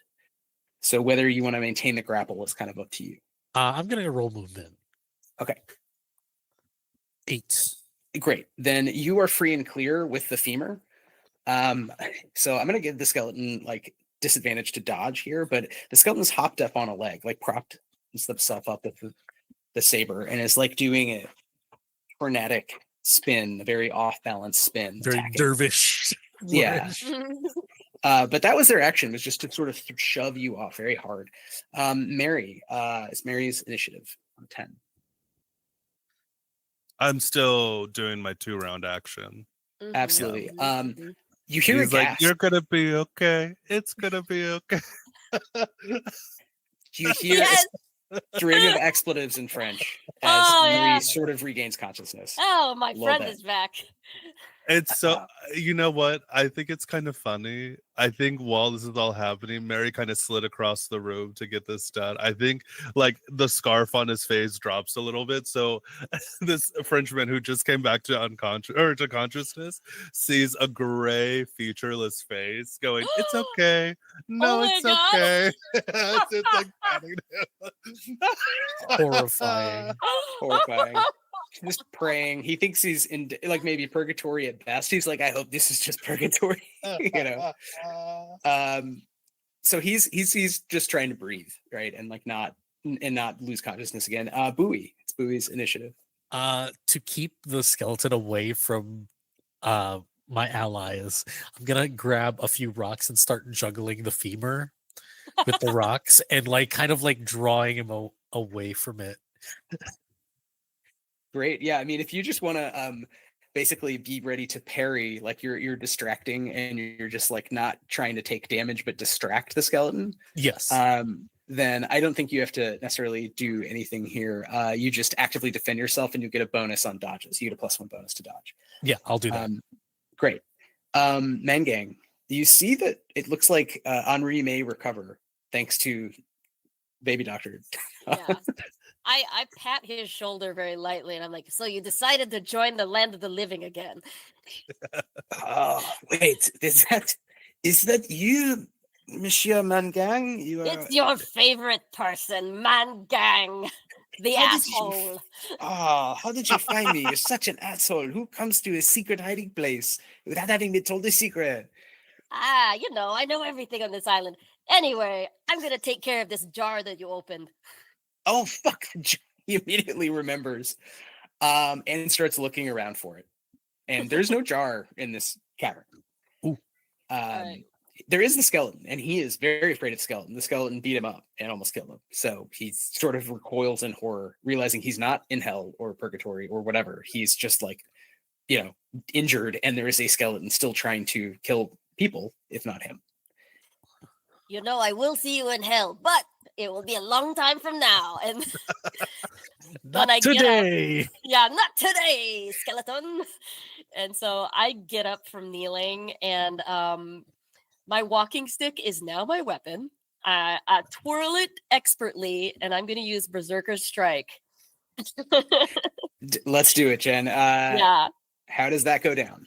All right, I'm going to burn 4 grit, so I have 15 left.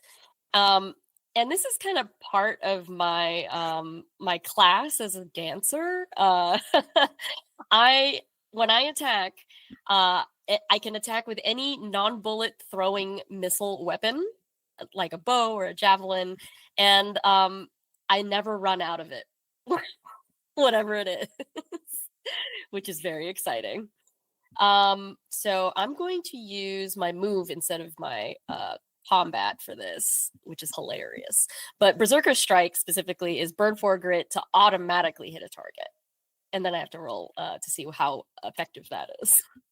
Yeah, so you could do much more damage or less damage and break the weapon. So it's sort of you just like freak out and just hit something as hard as you can. Yeah, so I'm twirling it with one hand and then just like lunge back and throw it like a javelin toward the skeleton's chest. I love that your infinite weapon, by the way, is sticks as opposed to like arrows for your bow. It's like, no. I'm just there's always a cool stick. There's always a cool stick. Great. How many wounds do you inflict on this automatic hit? Let's roll this d6 and look. Oh, it's a 6. Woof. Tell us how you permanently kill this undead. I didn't know if I meant to kill it. It doesn't seem real talkative anyway. All right. Well, the javelin is moving in slow motion, and I can already see it's going to hit its target. And so I start celebrating early, and I start doing a little dance. And the javelin makes its way to the center of the skeleton's chest. The momentum is so strong, it pins him against the soft rock wall in the back. Nice. The skeleton is broken up somewhat, maybe still active, but somehow pinned against the wall, just perfectly, in between 2 big rocks through the skeleton, just like it's making as much motion as it can, but it can never get off here. It'll kind of rip itself apart with the effort before it will meaningfully be a skeleton that can attack you. Mm-hmm. You're all fine and able to chat with Henri, who is very wounded, has 1 wound in game terms, but is alive. And there is no jar here. There's only this 1 undead sailor. Cool. First, I find another stick and I hold it and I help prop him up. Like maybe we kind of drag him to a wall to kind of like have him lean up. Oh, yes. Oh, my stick. Yes. Help yourself. My cool stick that I have down here. Thank you, Mangang. I owe you my life. And thank you. I think I've seen you around the fish guy and the child. Fishman. Fishman. Yes. Dr. Child. Barber. Dr. Baby. Dr. Surgeon Barber. Dr. Baby Mary. And this is my associate, Bowie. Mary and Bowie. Yes, I know. Yeah, I know these names. I am Henri, and I am forever in your debts. What is that thing? We were just about to ask you. You didn't open the jar. I did not open the jar. Several of them came toward me, and one of them got the jar, and I made my escape as I am often want to do. But it seems I've suffered. He's sort of gesturing as he's sitting on a rock. You're helping propped up. He's like 16 or so serious injuries. So I And would don't have forget succumbed. your ear. Don't forget your ear. Here it is. Oh, 17. 16 and a half. You don't actually need the fleshy part to hear. He's about to pass out again. He's like kind of delirious. Like delirious. He's in and out. What are you asking? What do you want to know from him? You go ahead. Where though. did they come from? I was, as one does, out at this stream where I take a piss, look around, enjoy the day, and they came for me earlier today, the middle of the day. They came out of nowhere from the woods, from the coast, from further down. He sort of gestures north, down toward the coast. And there were, roll for it, there were 6 of them. 6. 6. This is one, more than one, looking at bones. 1, I think. They didn't But say then- anything. They don't talk a lot. I was mostly screaming, "Oh no!" and "Please get away from me." But then I ran, and they caught up to me eventually around here. I fought them out there a little. That's where I lost. Wait, he realizes something. How do you know about the jar? Well, sometimes we have jobs and people ask us to find things. You know how it goes. I was going to ask you nicely. Are you cool with Henri like that? Does he think you're all in like the same world? I think I'm cool with Henri. I don't know if he does. If he thinks he's cool with me. I think that's just how Mangang is. Like he thinks everybody's cool. Yeah, man. I mean, he's then he sort of like realizes at least something about the situation. Mhm. And says, "Look, all I know is I was with a group that was targeting just some rich people down in Port Royal and Ascension and beyond. There was a rumor of a wizard, a witch, and this person had, a powerful item that could raise the dead or something, and it would be worth a lot of money. So I stole it.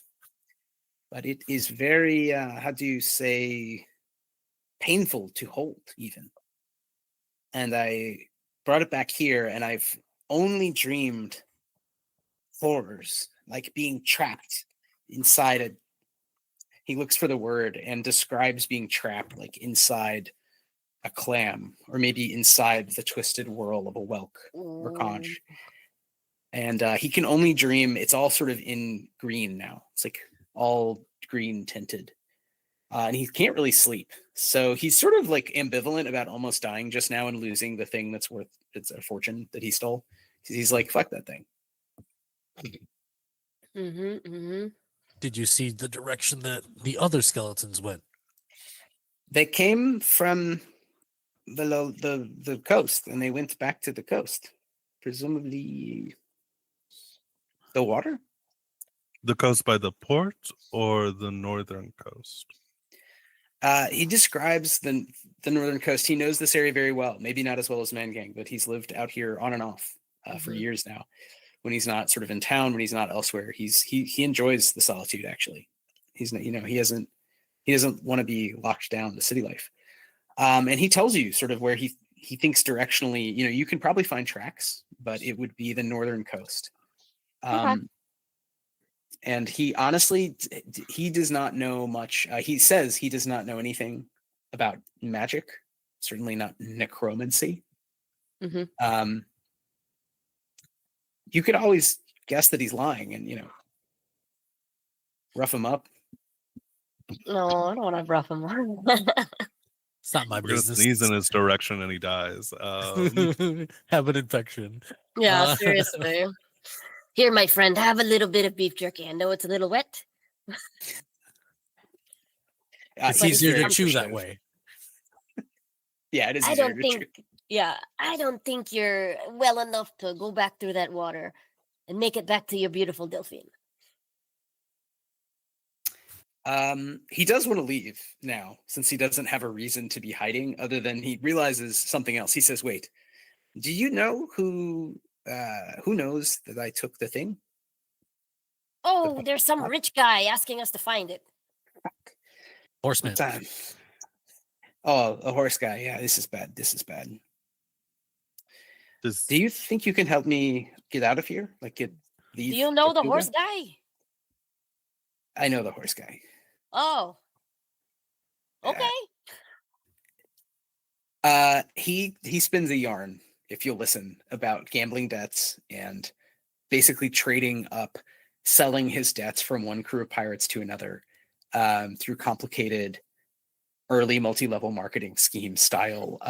You just help me do this one thing, and he has ended up with this crew of really elite, brutal robbers, who are sailing at night, no flags, stealing from the rich, stealing from any navy, one life to live. And he cleared his debts. He somehow successfully got it all to hinge on him stealing this artifact, and they were going to sell it. And then there was that night, and that last card game, and that last bottle of rum.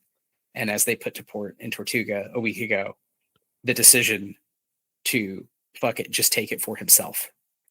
So he is less worried about the necromancer and his small, very small, dozen or so army of soldiers, and much more worried about the pirates. See, my question whom now he is owes thousands of silver. is it worth saving you? Listen, I have nothing to offer. I'm dying on a rock No, inside a cave. I just don't want to swim you across and then you gamble away your life again. I think that's a Oh, waste. no. No. I can't pretend to be the best Christian, but I cannot ever go back to a life of piracy, because I don't think there's any pirates who don't want to kill me at this point. My plan, he thinks about it long and hard. He's like, tobacco requires a lot of labor and knowledge. I'm just going to grow beans. And he starts listing, he loves gardening, and he knows a lot about green beans. He just wants to be a farmer now. He wants to retire from a life of crime. Okay. If we go to wherever Man Gang sent that bird, Oh, yeah. I might be able to help you get to Port Royal in the morning. Yeah, he would trust Man Gang's hideout, and Man Gang would know probably how to make sure it's pretty secure. I have to tell you, there is a tenant. It's okay. Someone we're going to you be friends. trust? We're all going to be friends. I just have to warn you, you have open wounds. I'm just saying. Oui, c'est bon. I will treat it the way I treat every problem, with enough rum. You'll come out fine eventually. Oh, we don't worry about you hurting it. It's it hurting you. Exactly.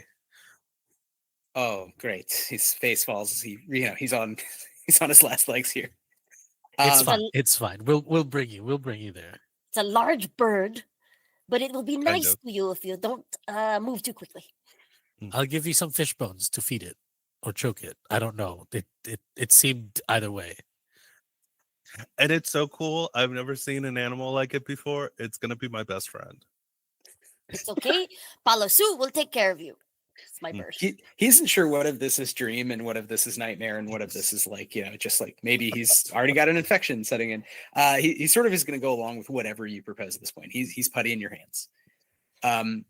What do you want to do? This will have potentially impacts on game 2 in terms of Okay.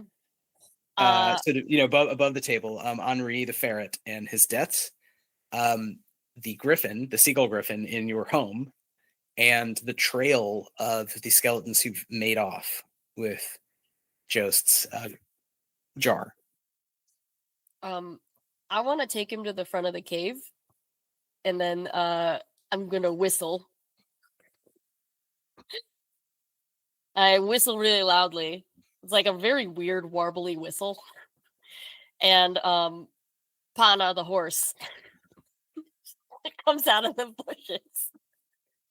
Such a good horse. Just waiting patiently. Very good horse. Okay, Pana, no more hide and seek. No more hide and seek.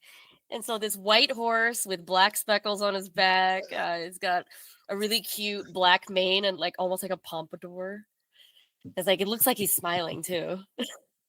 So charming. Yeah. Okay, Pana, you're gonna take this guy home. This is a horse from the Shrek universe. Yeah. Literally. The horse whinnies, and accepts a rider slowly, gently, as you've trained Pana to do, and steps off carefully through the woods. Making sure not to basically bonk him against a low branch, but also being careful of rocks and whatnot, and mud, and just is going back off through the woods, as you've done many times, hauling stuff from the shore to home. I just yelling back like, I get a share of your bean crop. Wait. All right, you're gonna hope that works out. Where are the three of you gonna go as your horse delivers the delirious Frenchman to your cave? Can we look for skeleton tracks or anything? Decay? 100%. You don't even have to roll, as you realize there would be like boot marks of 6 sailors. That's a lot of people, yeah. Yeah. And you find them, and you can sort of follow them into the woods, as Henri said, sort of headed north over the last bit of woodland, scrubland, toward the dunes and toward the beach. There they would just be sort of walking across sand. The clues would be a little harder, but I think you all are pretty good at this. You have some sort of combination of skills, and you know the area, so you find it. Dusk is falling though at this point, so the sun's going to set, and you're out on the beach, walking toward the water, following the trail, but you're going not due north into the water, but just kind of like northwest, like along the shore. What is your plan as night falls? Do you just follow the trail as far as it goes? Yeah, I think so. Well, we want to get paid. Excellent. I want to steal that boat. Yeah. You follow it out until you see on the horizon a large boat with no flags at sea, but close enough boats could quickly run ashore. That's where the trail seems to be headed. And night, we'll say night has fallen now. The moon is rising, and you see this probably a pirate vessel. Not at harbor, just out in the water. It's a far swim, but you could swim there, but they would use boats. I think I'm gonna hide behind like a like a tree, and like we're just gonna observe a little bit. Is there any movement? Yeah, are there lights there's- on? Or You're at a stretch where there's not a lot of there's not a lot of cover. There's just sort of a flat sandy beach down to the water. So I'm not sure how do you go about making like a blind where you can park yourselves and do a stakeout? Because I love this idea. Yeah. But it's a little unnatural. Sure. Let's see. I don't know. What do I have? Maybe I'm just in the water, kind of like army crawling, just on my belly. Like, Love it. oh, So you're all like in jerky, the surf. my jerky. Just Makes like total We're in the sense. shallows. just in the break of it, like Yeah. where it's like lightly lapping and just kind of like Yeah. Little crabs skitter around, waves lap, tide's going out. It'll come back hours later. You know the rhythms. This is very normal, and it's not too unpleasant. It's not freezing cold. It's a little cold, lying there in the water at night. And indeed, you see that the boat is just been the whole time. It doesn't take too long to realize this. So you can decide within 15 minutes, right? Okay, we know what's happening. It looks like they're going to leave. They're pulling up. There's a couple outer boats that are getting pulled up. You can't really see; it's pretty far away. So it's humanoid figures, but at this distance, you couldn't really make out if it's a person or some sort of undead version of a person. But there's human crew that is pulling up everything, pulling anchor. They're going to set sail. oh snap. shoot. Can I do, knowing that they're pulling up anchor, I'm going to dive and kind of make their anchor snag on something. Yeah. That's awesome. Yeah, just try to get there before there's like 2 big anchors, and you're gonna spend time messing up one of them so they can't really get away. That's great. Do you want to not get caught? In which case, I would say you need to roll movement and get a 6 or better. Sure, I'll do that. Can I give a motivational to aid in this? Like, is there some kind of advantage you speech? can get? Yeah. You could give a help action for a +1. So in Fabian rolls, he gets a +1. Yeah. But is the idea that you're just really good at it's just a straight motivational speech. Yeah. I do want to hear the speech. I kind of want to hear the speech, Jen. Mangang is just serious. He gets up on one elbow in the water and it's just, Bowie, you're named Bowie for a reason. You are the best swimmer out of all 3 of us, and you can catch that boat. All right. We're gonna send plus all one. the prayers. We're gonna send all the voodoo. We're gonna send all of it, all of the luck, and you can catch that boat. I got a 13. Let's go. Whoa. I mean, on a 13, I feel like they have no idea what's going on, and this boat is not going anywhere as long as you want. Basically, you've tangled lines for hours in a way that feels perfectly naturalistic. And you would have also on a 13, I'll just say, and you were silent swimming around and under the boat. There's a mixed crew of humans who are alive and humans who are dead, of all different time periods dating back 200 years, from all over. And they're speaking they're mostly using sign language. They're mostly silent, but the humans speak to each other in a patois of Spanish and some other languages. Spanish, English, Dutch, French, West African languages of various kinds, Arabic, and some Arawak, and they're just like about 100 pirates, many of whom are undead. You said 100? Maybe not 100. There's several dozen that Bowie sees, so it depends, I guess, the density on this ship. But they are just trying to untangle this line, and divers are jumping in. And they're going down with you. So you've hidden yourself very well on that 13. I turn to Mary and I go, should I call that guy? Should I call the man and tell him his jar is leaving? Do you think he'll still pay us? Yes. Are you planning on running all the way back to Oh no. Granola? I don't need to run. And I take out a tiny whistle. A whistle build that you've gone with. Yes. I take a tiny whistle, and it's like a little melody, and it goes, "Alasu." Your hawk flies towards you And quietly. I whisper it to it, you're gonna go to this guy, the one that looked like weird and rich, and you're gonna find him, and you're gonna tell him to take his weird walking boat all the way around the island to the North Shore. So I relay this to the bird. How does the bird explain it to other people? This is part of the magic of the dancer, that you can make the bird somehow. Oh, don't worry. I taught it Morse code. Oh, nice. It could tap out the answer. Love it. And I go, fly, Palasu. Yeah, it's gone. Palasu's gone. They're high above, flying very quickly, those kilometers straight across the hills. What are the rest of you doing? And also, especially, what is Bowie doing as you're hidden, but observing that you can't breathe underwater? So you're needing to come up. You found maybe some area where that's easy, and you're tangled up in ropes or something. They can't see you, but there are divers who are slowly undoing this anchor that you've painstakingly fouled, in a way that looks natural. Can I splinter cell, I don't know, tie them up, make it harder for them to go up for air? Ooh. Yeah, absolutely. This would be, again, if you're not directly attacking but altering their environment, I would say it's another move check. Yeah. And I'm gonna let them roll to will to see if they notice that there's someone around. But you did get a 13 essentially earlier, so I'm gonna set that as a very high difficulty. So they're gonna need to get they're basically gonna need to get the maximum possible result. And I'm gonna say both of them have to get that. So it's very, very unlikely that they notice you. Yeah, they don't notice you.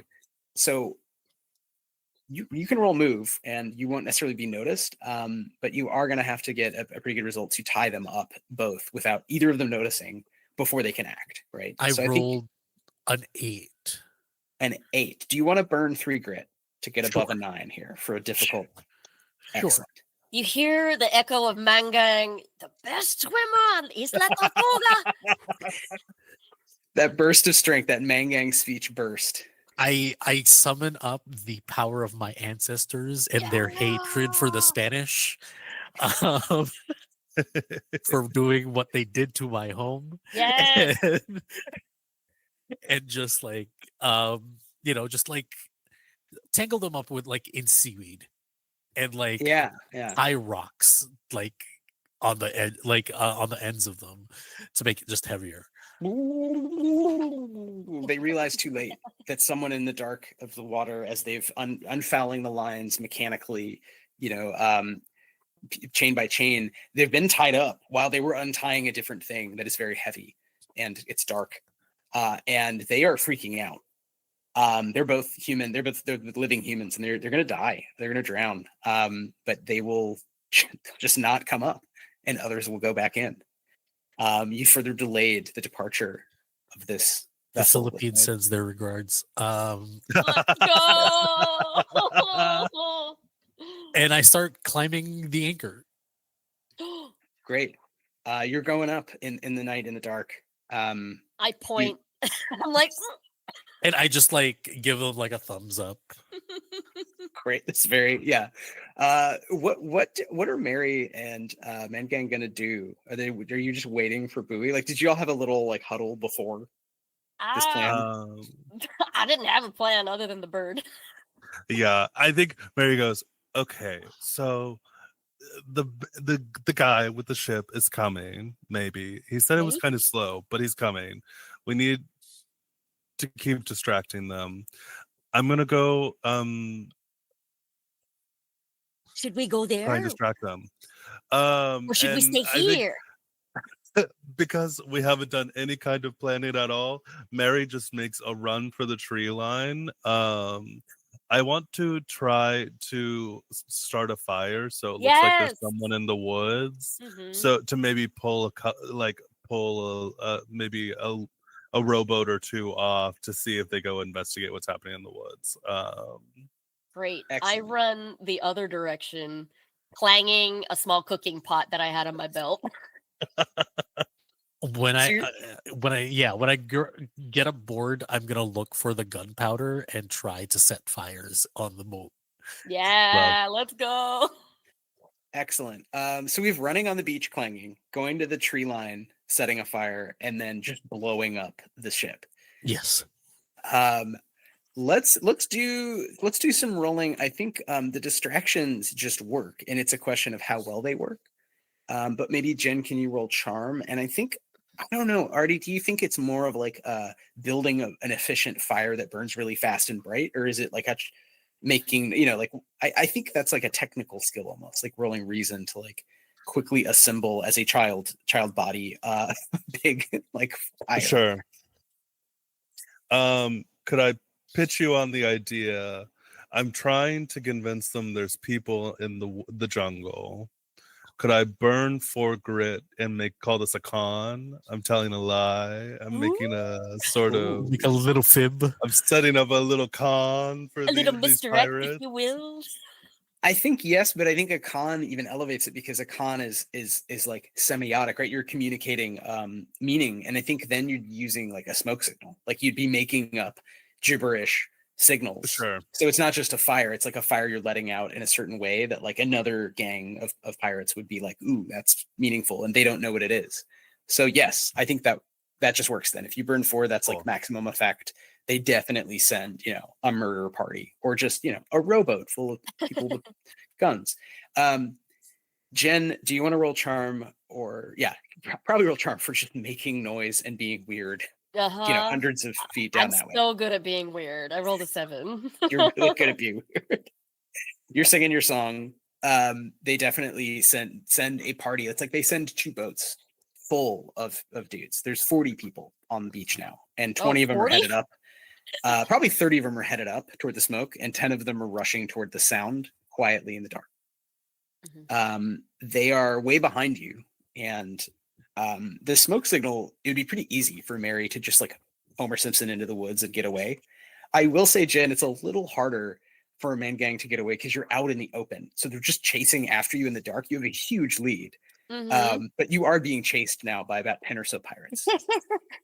I'm just, leaping over things and weaving and just running.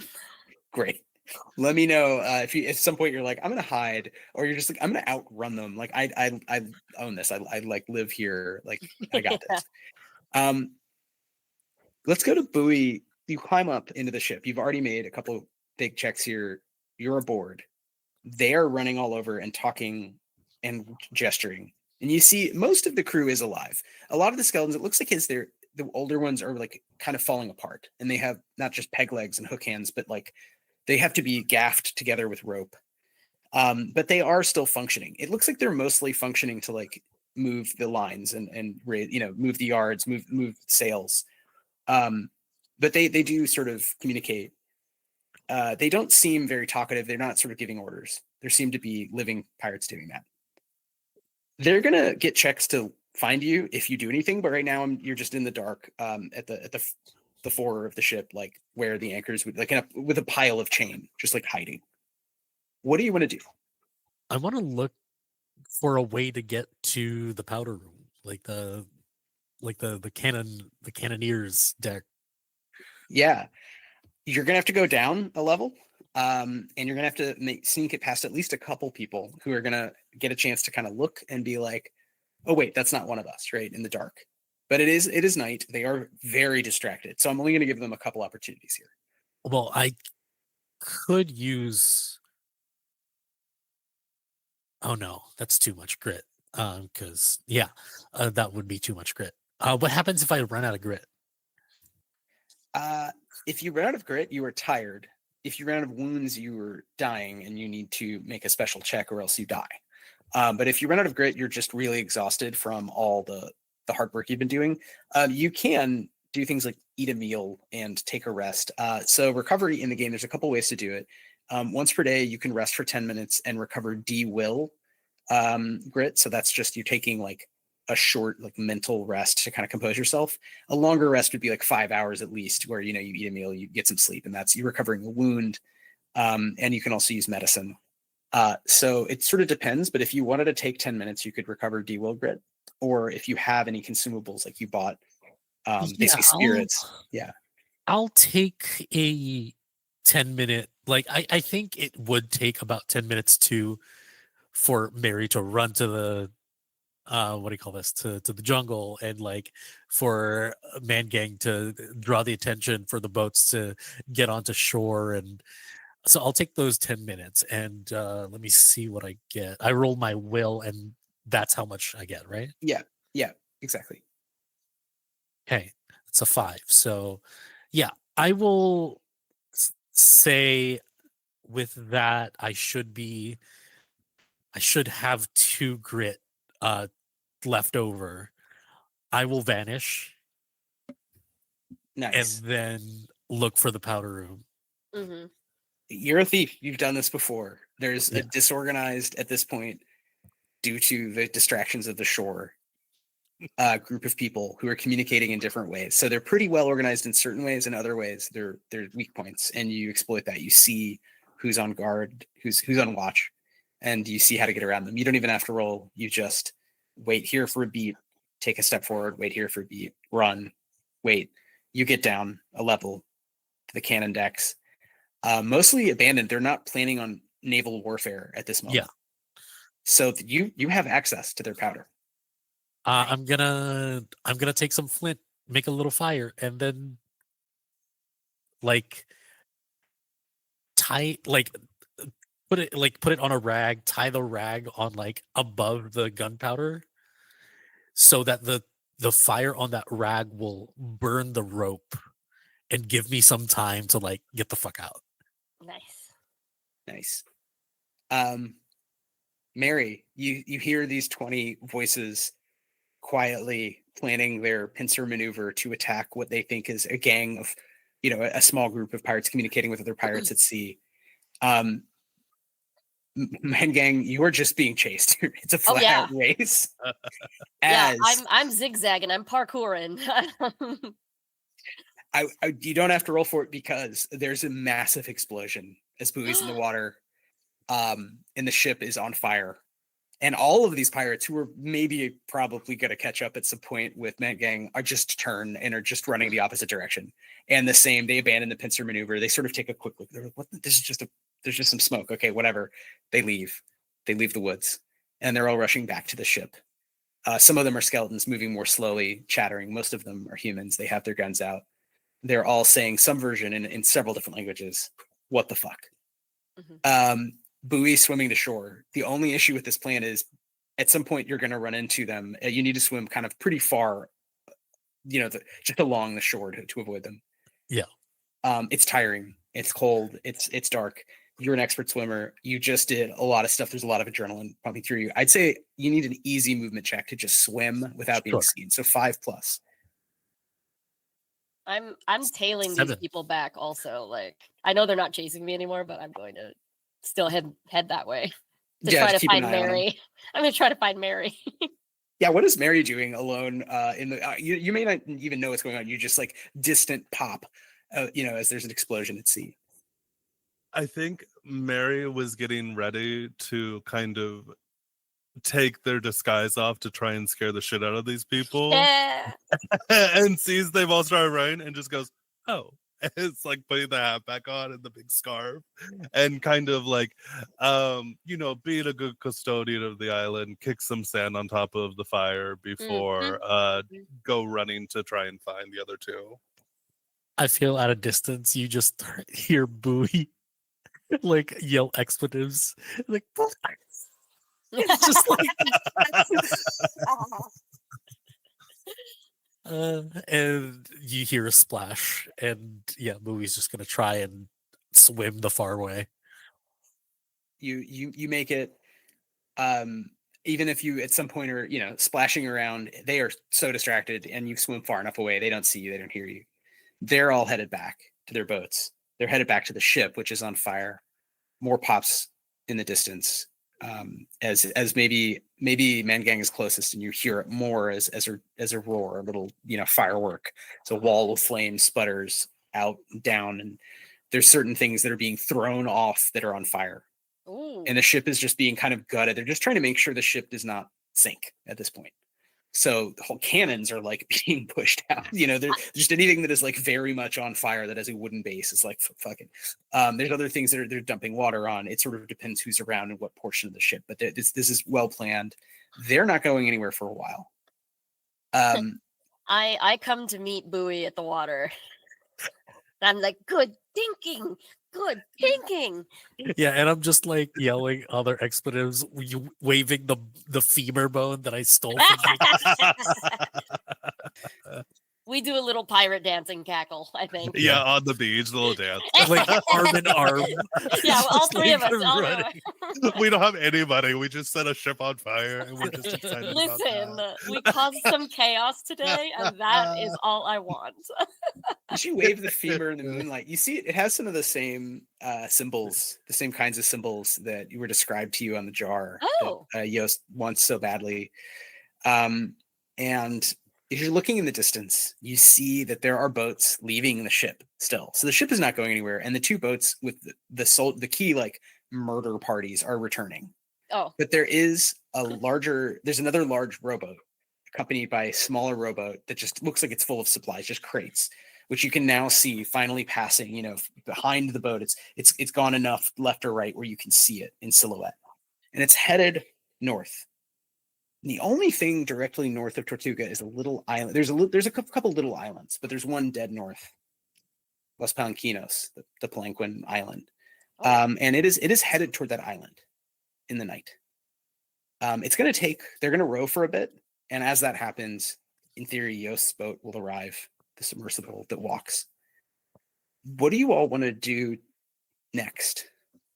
And this will somewhat determine where we break for the evening and resume in 2 weeks for the big finale. But you have some clues here and some options, and you are currently not being chased by any pirates, which is honestly, Fabian, you just rolled really, really, really well. Like Yeah. multiple times in a row. You blew up their ship, basically. That was awesome. But yeah, so what do you guys want to do? You know, through I the think night. before Yost arrives, I think Mary is intelligent enough. I'm gonna show Mary the etchings on the bone. Anything familiar? I don't have a very good reason. Me either. I think if we put our brains together and we both stare at it, like, you know, two idiots are We better could do than some one. magic. Yeah. Totally.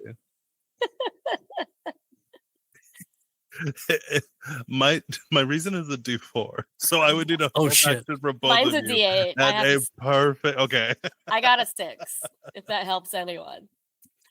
You're you showing got a it to 6. Mary, but I'm the one that looks over. Yeah, Totally. Mary's just holding it because like, I understand from ah. my understanding, like, Yeah. oh, Dr. Baby. Yeah, Dr. probably Baby's the know. smartest one out of the three of us. I Exactly. used my single brain cell for the day, unfortunately. All right, well, with a 6, do I figure anything out?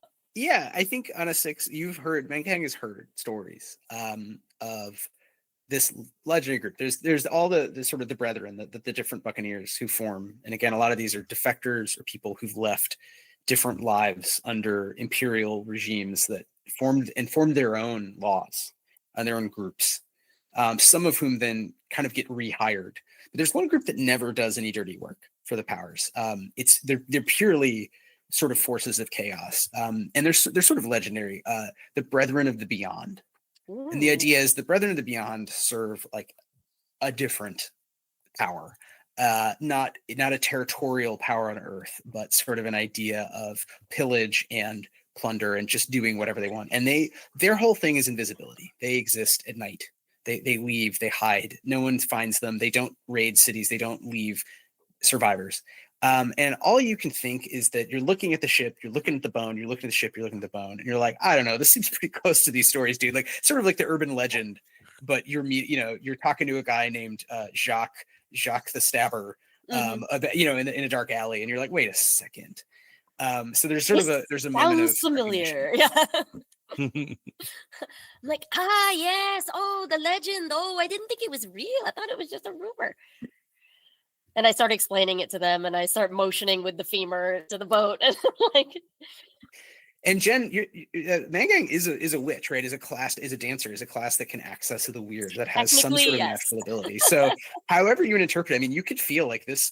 There is a magic that keeps these skeletons alive, and it's run through this bone. At some point, it's no longer running through it, but it gives that unnatural feeling. It makes you feel a little sick to be around. And it seems to sort of track again with the idea of a jar that would have something in it that could summon a ghost. And while I'm gesticulating and explaining, I think I clock that this other boat is going north. And I get dollar signs in my eyes. I'm like, it looks like they're taking stuff over there too. Yeah. It's not an island, that anyone necessarily lives on. Maybe there's, a couple people stop there, maybe have a sort of hideaway. Maybe they have even some pigs or, some goats, but yeah. I just say to the other two, let's not tell the rich guy about that. We can probably head there now and let the rich guy deal with this, and points over to the boats that are coming to shore. Yeah. We just got to get one of those.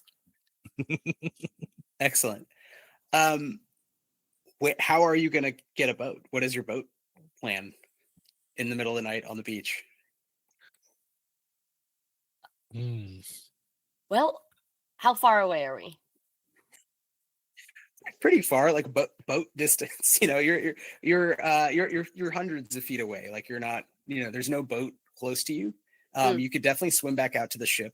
There are sailors doing things, but you could again try to sort of sneakily sail around. Maybe unmoor a rowboat, grab it. You could go back to town. You could just try to swim it. It's just kind of far to swim. I think it's too far to swim. Bowie's been swimming enough. What do you think? Should we go back to town or should we sneak over there and I can slip into a boat? But you would still have to go around. I think going back to town might be our best bet. You know somebody. I with bet a we boat. could find a boat in town. You can find a boat. Totally. Yeah, we can steal a boat in town. Okay, back to town. Awesome. So night has fallen, night is deepened, things are on fire, fires are being put out, and we see our three PICAROs trekking back up into the hills toward really Mangang's like, happy place, being in the hills, being in the woods, hunting, huntable, edible animals, and then coming back down toward town, picking up the trails past the nascent half-built French fort, and down into the sort of one main street where there is still some people out. There's pretty much always some people out doing something fun at night. We're probably, I think, going to end with you all sort of going to sleep, and we're going to pick up, I think, the next day at dawn after some more weird dreams. So get ready to rock us with some weird dreams. But what do we do last sort of night actions? And as you pass, do you try to detour? Do you detour and go to Mangang's cave and check on Henri, or do you just go straight to town? Ooh, Up to you guys. I can. I can do whatever. Yeah, If we go to the cave, could I sleep at your cave tonight? of course. Let's just sleep at the cave. Cool. Because I will Okay. absolutely burn another 8 grid to befriend this guy in our downtime. Yeah. To befriend the Puma. The griffin. Yeah. Mhm, This mhm. griffin's gonna be my best friend. Okay. This is relevant. You make it to the cave. Well, no. Let me tell you how we get to the cave. Please. We head to the northernmost tip of the tallest peak, and we look for a weird bush. And you jump over the bush and land on a thicket. And then I uncover a handcart that can seat 3 people, and we have to pump our way to the side around the mountain on a treacherous, very skinny track that I built myself, and it leads directly to the mouth of the cave. I like that Mangang has like a Donkey Kong Country like hobby of just like building push cart like hand cart tracks Totally. around that only you know about. This is Yeah. very cool. This is Yeah. very cool. So we get to the cave. It's also a cool interpretation of a witch, is like you're so into nature that you can have your own sort of amusement park movement through nature that is not, it's not intrusive, it doesn't harm anyone, right? You make it to the cave, and Henri is fast asleep. Henri is like really tired. The griffin is getting ready to alight and fly away when it sees Mary, the only human it sort of trusts, and sort of makes a cooing noise and sort of waits like, okay, I was going to leave, but Hello, I'm so excited to see you. And Mary gets real close and like gives it a big old hug. I bow. I'm Uh, bowing. I'm bowing. And I'm moving slowly. And I'm putting my hands up. what does it look like when Mary befriends? Like tame is like maybe the wrong word here, right? Like becomes companions with a clearly intelligent, predatory, 7-foot long magical beast that views you as a companion. I think that Mary I think like it is kind of, Mary is just like a little silly, and I think like like the griffin can kind of sense the weirdness about Mary, this like sort of stuff that scares people away.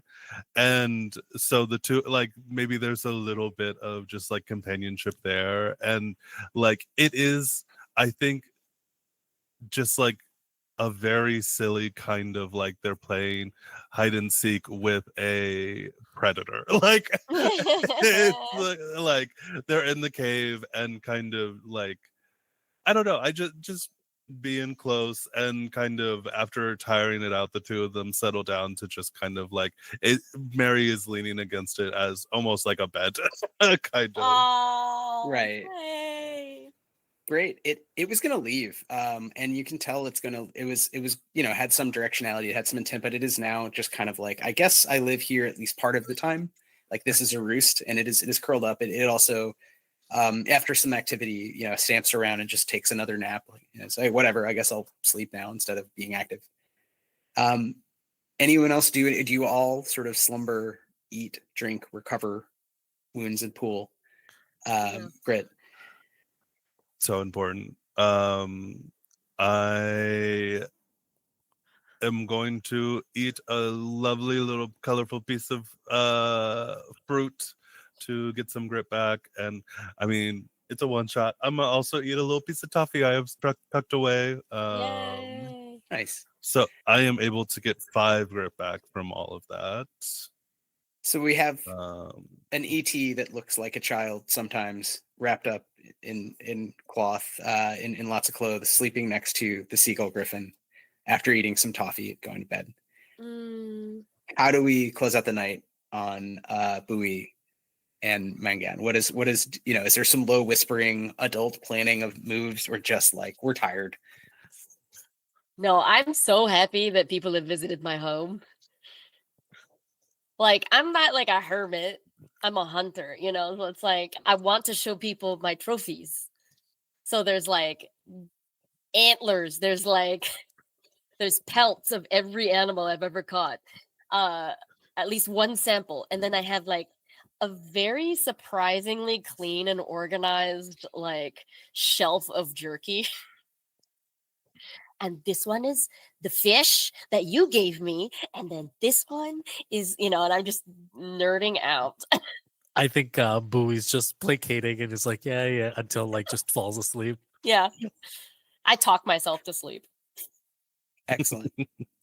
Well, we are going to pick up next time with your dreams, but I will tell you, it's a free spoiler. Tune in next time. You're going to awaken to the sound of cannon fire back over the ridge over on the North Shore as Yost's walking submersible catches up with the Brethren of the Beyond's great galleon, and they are going at it. And you can hear, it might sound like, again, distant fireworks from where you are, or just echoing reverb, across up the hill, but you would tell, the bird would awaken. Yeah. And the griffin would awaken. Like, what the fuck? We'll pick up there with what your 3 Picars dreamed about. Is it filthy lucre? Is it a horrible green goo covering you and feeling like your flesh is changing? Is it the water, the depths of the waves? We will find out. Thank you guys for tuning in. Thanks for playing so much, Jen, Fabian, Artie. This has been really fun, and I really look forward to part 2. And thanks, Tony, for hosting us. No problem, but we're not done yet, because we're going to do a quick round of stars and wishes. Stars is where people share some of their favorite moments of play. Wishes are where they talk about if they want to get eaten by green goo in their sleep next time. Chat, if you're watching, would love to hear some of your favorite moments for play as we're going along too. Just drop them in the chat also. Does anybody want to go first? Hold on. Wait, no, everybody could hear me that time. I did unmute. Sorry. I did unmute myself again in advance this time. Sorry. I thought I had, and I thought I messed up again. I didn't. All right. Bye. Anybody want to go first? Oh, man. I mean, Fab, with that boat move, like blowing it up, like you did that all by yourself. I'm like, I need the distraction though. You had these 2 idiots, like, like, okay, yeah, sure. Go off, queen. And then Artie, I didn't know. I didn't read any other pre-gens. Like, I didn't spoil it, so like I was truly surprised about like what the orphan is. I thought you were gonna be like a little British kid, like kicking rocks and being like, "Oi, mister," I thought you were gonna be like that. But you were so creepy, and I loved it. And I don't know if you've played Stillfleet itself, but there's a character that's like a baghead that doesn't have a face. And so it reminded me a lot of that sort of character class. And those characters can get really freaky, like talk in your brain kind of freaky. And so I'm really excited to see how you use that kind of stuff. Well, it's so funny because I was kind of going to do the like, oh, I'm a little British child, like, and then we were talking last week, and I was like, oh, these fetch are really cool and creepy, and like pairing that with being this little strange child who shouldn't be in the situation is so perfect to me. I think it's like such a fun idea. Yeah, I really enjoyed Dr. Baby of like just Dr. Baby. like yeah, I can tend to wounds. I think it's really really great. I also like just like big ups to the game itself. It's like it's very simple, it's very easy to pick up. Mhm. And I enjoy the things that these little blorbos can do. Also, Dr. Baby is a perfectly legit Filipino nickname. Yeah. Totally. Oh, Dr. Baby, you Yeah, know. Dr. Baby. I get 2 stars. Fabian, I loved your dream. I think like that is Yeah. one of those like perfect kind of like pirate treasure hunter beats, like and then while bringing it back around with like the dream of being caught in a shell, that was just interesting. I think it was cool seeing the way that you like brought all the dreams back in that we were talking about, but yeah, Fabs, you started off really strong with that. And it was just like, it was also perfect because I think it was like, aside from being a really great image, it also centers what the game is about, which is like, we're here for money. Um, Mhm. and that was perfect. Jen, this is my first, well, it's my first time playing with literally all 3 of you. Oh yeah. But I'm familiar with Fabs, and I have, this is kind of an introduction to Wythe as well. But Jen, as a character, you are literally a character. Yes, Watching you it's play true. Mangang was so fun because he is just ready to like be a man of action, and so I think that's so perfect for the sort of swashbuckling, like to kind of turn that on its head and be like, this is someone who's native to the island who is kind of filling the sort of like daring swashbuckling pirate kind of role was really interesting. Thank you. And why I had so much fun. I kind of pitched the idea of Tortuga just because I was like, yeah, we're talking about like ideas of colonialism and this kind of like class struggle a little bit. And like Tortuga felt like an interesting choice for that. And I feel like in the past week, you have really like have gotten a good feel for kind of running this game that's a little more geared towards like, I would say towards that like European chainmail fantasy to like, oh, we're doing it in the tropics. And like Yes. Yeah. that's kind of what's going on here. I think like it was you could I could watch this and have no idea that PICARO is not a game about pirates, and I think that speaks to kind of the universal kind of like aspect of this game that's just about scoundrels and rogues. Mhm. Those are on my stars. Feelings, I had so much fun. This was a really fun table and like good first Yeah. session. I do Yeah. also want to like add to the comments about Man Gang. I think like I feel like Man Gang is that character that like drives the narrative, and it was really nice to like being able to like just sit back and like get washed away by a wave of like this character. And you did a really good job of like just leading us to where we had to go, and starting these encounters that ended up being so fun. So yeah. Thank you. I just based it off being a weird Filipino uncle. You know, Totally. the one that always has like weird stories and is trying to Yeah. swindle people, and it's like I can get that for free, right?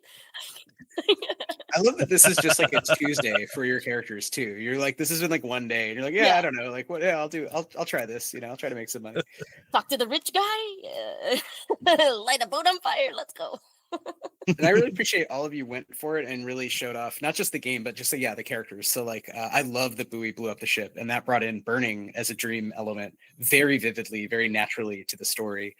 And I love that that Mary befriended the Griffin, which you could fight the wounded Griffin. I mean, they're spoiler, there might be others of them, but I think it's very different to take the time and the energy right in the game to befriend it. And I agree that Mangang really was driving that feeling of like, this is an inhabited world. So thanks for helping build. That's the kind of GMing I like to do. So I really appreciate that y'all got the brief without frankly like much of a session zero. We just here's the rules, here's a setting, we're gonna figure it out. So thanks so much to all of y'all.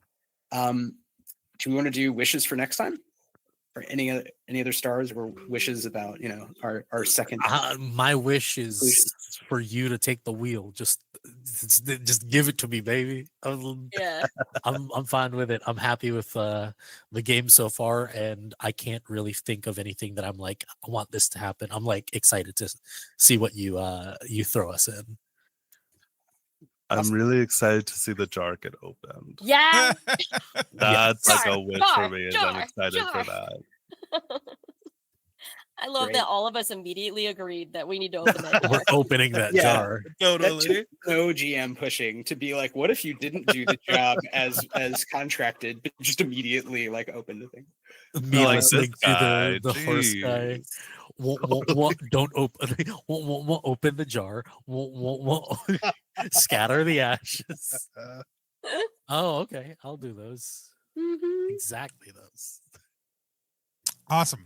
Great. Uh, Well, I think that's it, right, Tony? So a couple things real quick. This week we have a pretty light schedule for streaming, but we will be back. What's today? Is today Sunday? We'll be back Tuesday for our next episode of Now You've Seen It. We've got a couple great creators coming on to talk about the connections between their two games. We've got the creators of Midnight in a Perfect World and Twilight Country, two of our previous Zine Club releases, who are going to come on and interview each other about those creations. Because of time zone needs, it's going to be at 2:00 in the afternoon on Tuesday, which frees us up to be prepped for PAX all week long. We will be off streaming the rest of the week because we will be at PAX. So you should come by booth 4143 if you want to check out PICARO or other +1 games, including Dying of the Light, or including Feast Inverter, or any other number of great games that we have out. We do a cool little build your own bundle thing. So the more games you get, the more money you're going to save. There's also a bunch of other great folks on here who are going to be there. Let's whip around. I believe, I know that Wythe, are y'all over with the studio too? Where can folks find y'all when you're not running games? So Stillfleet Studio, our distributor studio 2 has a bunch of mini booths. So we have a booth with them, and that's booth 2951, but it's Studio 2. It's a big area in the middle, and Stillfleet Studio will have whole group will be out in force, and Jenn, I believe, will be hanging with us. So you can come meet Jenn in person and hang out and talk about Fun City and all of the amazing stuff Jenn has done, as well as check out our games. Blister Critters, the creators will be there, Tony Grasso, Dance Macabre, so our historical game set a little further back. Zombies, Christopher Pickett will be there, and a bunch of other folks. So please come and say hi. And then Jenn, I think you're also going to be helping out Twice Rolled Tales also too. I Is that right? am. I don't have my time yet, but I will be at the Twice Rolled Tales booth as well as the Stillfleet booth. It's going to be a lot of fun. Happy to talk shop, and I might bring some snacks that I made on Gastronauts. Awesome. Love it. Hell yeah. Super excited. Fabs, are you coming down to hang out with us also too? Hell yeah. I'll be at PAX as well. I'll be in a not a panel, but a workshop. So you want to run your one shot, a crash course of short form gaming. That'll be on Friday, 12 p.m. at the Crab God Theater. If you want to learn how to like run a one shot, you can join me, Ghostlight G, Fish Finley, Mozzarella, Julie, and John teach you and guide you through running a one shot. Awesome. Super excited about it. Really excited to have everybody with us tonight. Thank you, Logos and HexFX, for the follow. Everybody else for the likes. We will be back in a couple of weeks to finish up this session. We stream a couple times here on +1 EXP. If you aren't following us or you want to check out any of our backlog, head over to youtube.com/+1 EXP to check out all the streams we've already done. We have played literally hundreds of different small independent games. There's tons of backlog over there, short review videos, workshops, panels. If you're a creator, other things like that, you can check out over on our YouTube channel. If you want to support us, the best way you can do that is heading over to rpgzine.club and checking out what we do over there. It helps emerging designers get their first games into print and play and help support everything we do here on the channel. We'll have some announcements coming about some of the cool stuff. We just crossed over 24 months of doing Zine Club. So we are just in our 2-year Hell yeah. anniversary. That's 48 games that have come out through that. Actually, a little bit more than that. It's closer to 50 because of some of the extra titles we've put out. So really huge accomplishment. Huge shout out to Wes, who I know was in the chat earlier, Zine Fiend, for championing that over the last year and a half and really helping drive things forward.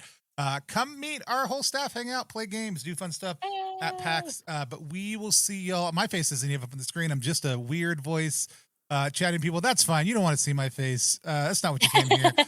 We've never figured out a good way to end this stream. So until next time, we're just going to wave at the screen until I take us offline. Night, everybody.